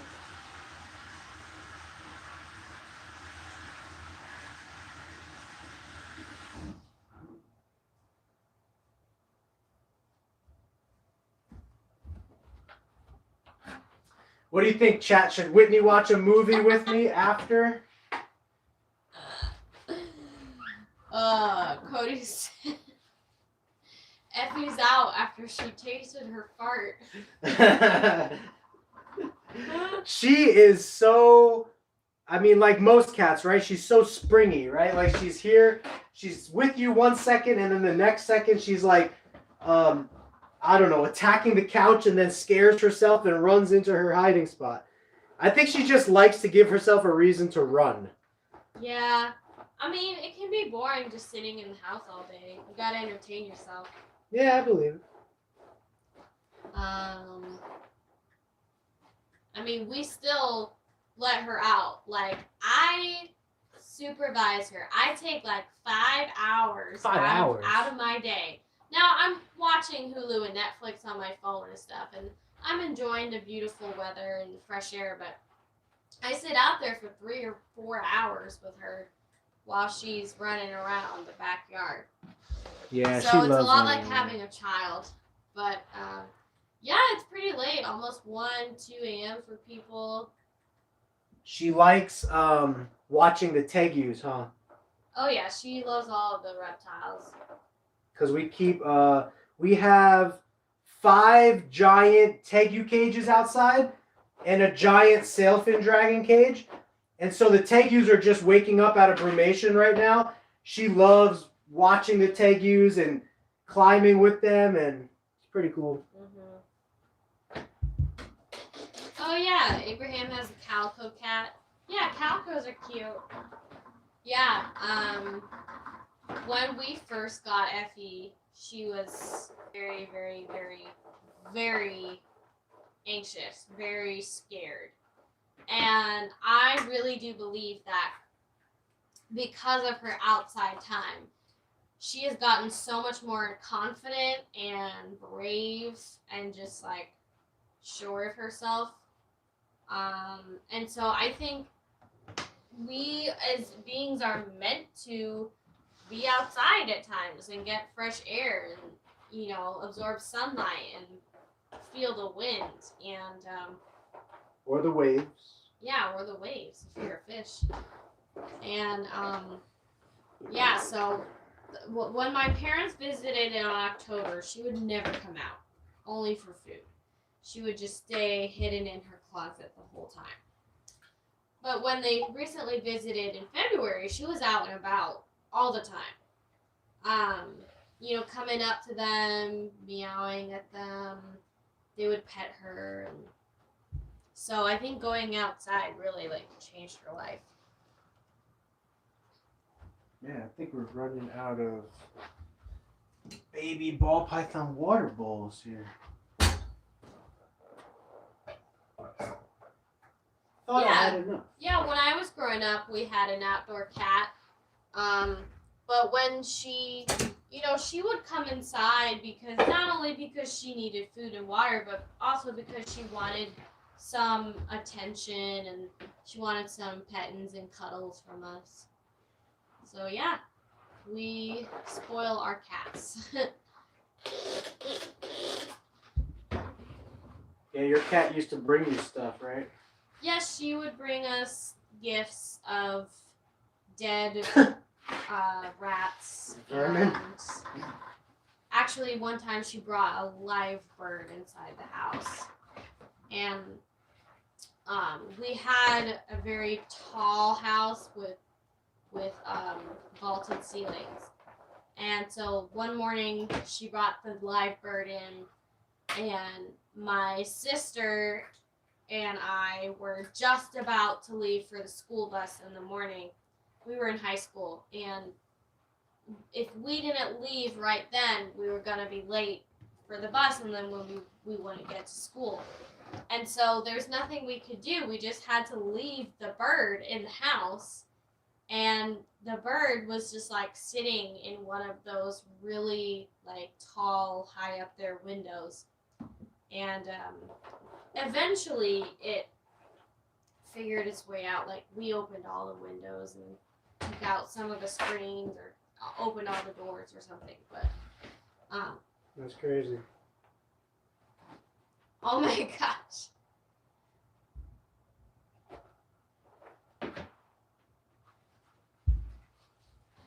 Yeah, Abraham has a cat that chases all the chickens and thinks she's more of a sheepdog.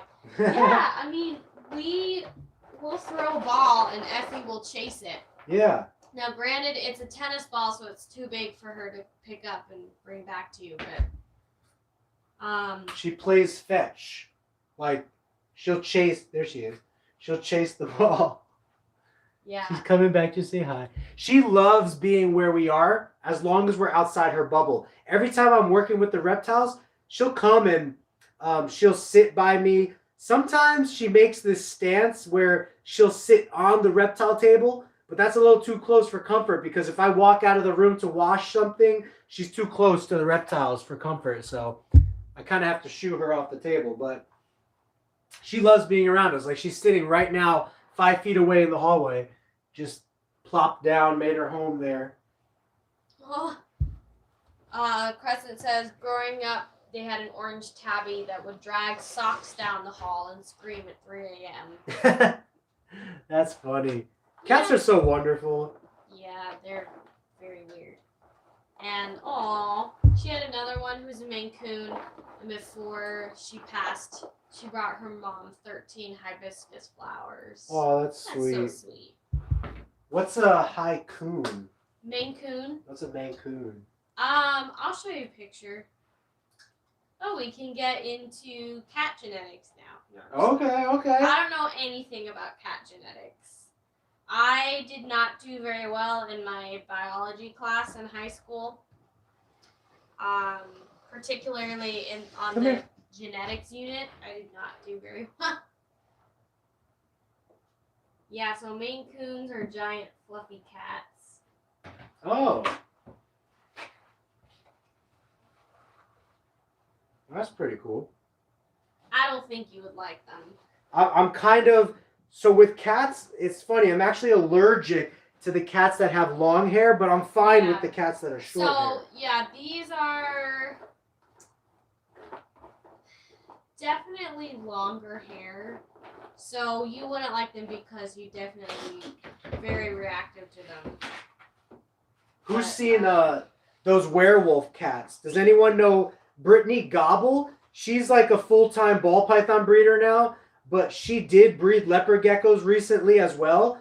before that, she bred those werewolf cats. What are they called? Trying to think of the name. I don't know, but this one definitely looks like a werewolf cat. Look at that. Wow. Yeah. That's interesting. They cut the beard of the long hair cat to make it look like a werewolf. I think they just did that for like. For looks. Yeah. But yeah, there's actually a cat genetic that's the werewolf cat.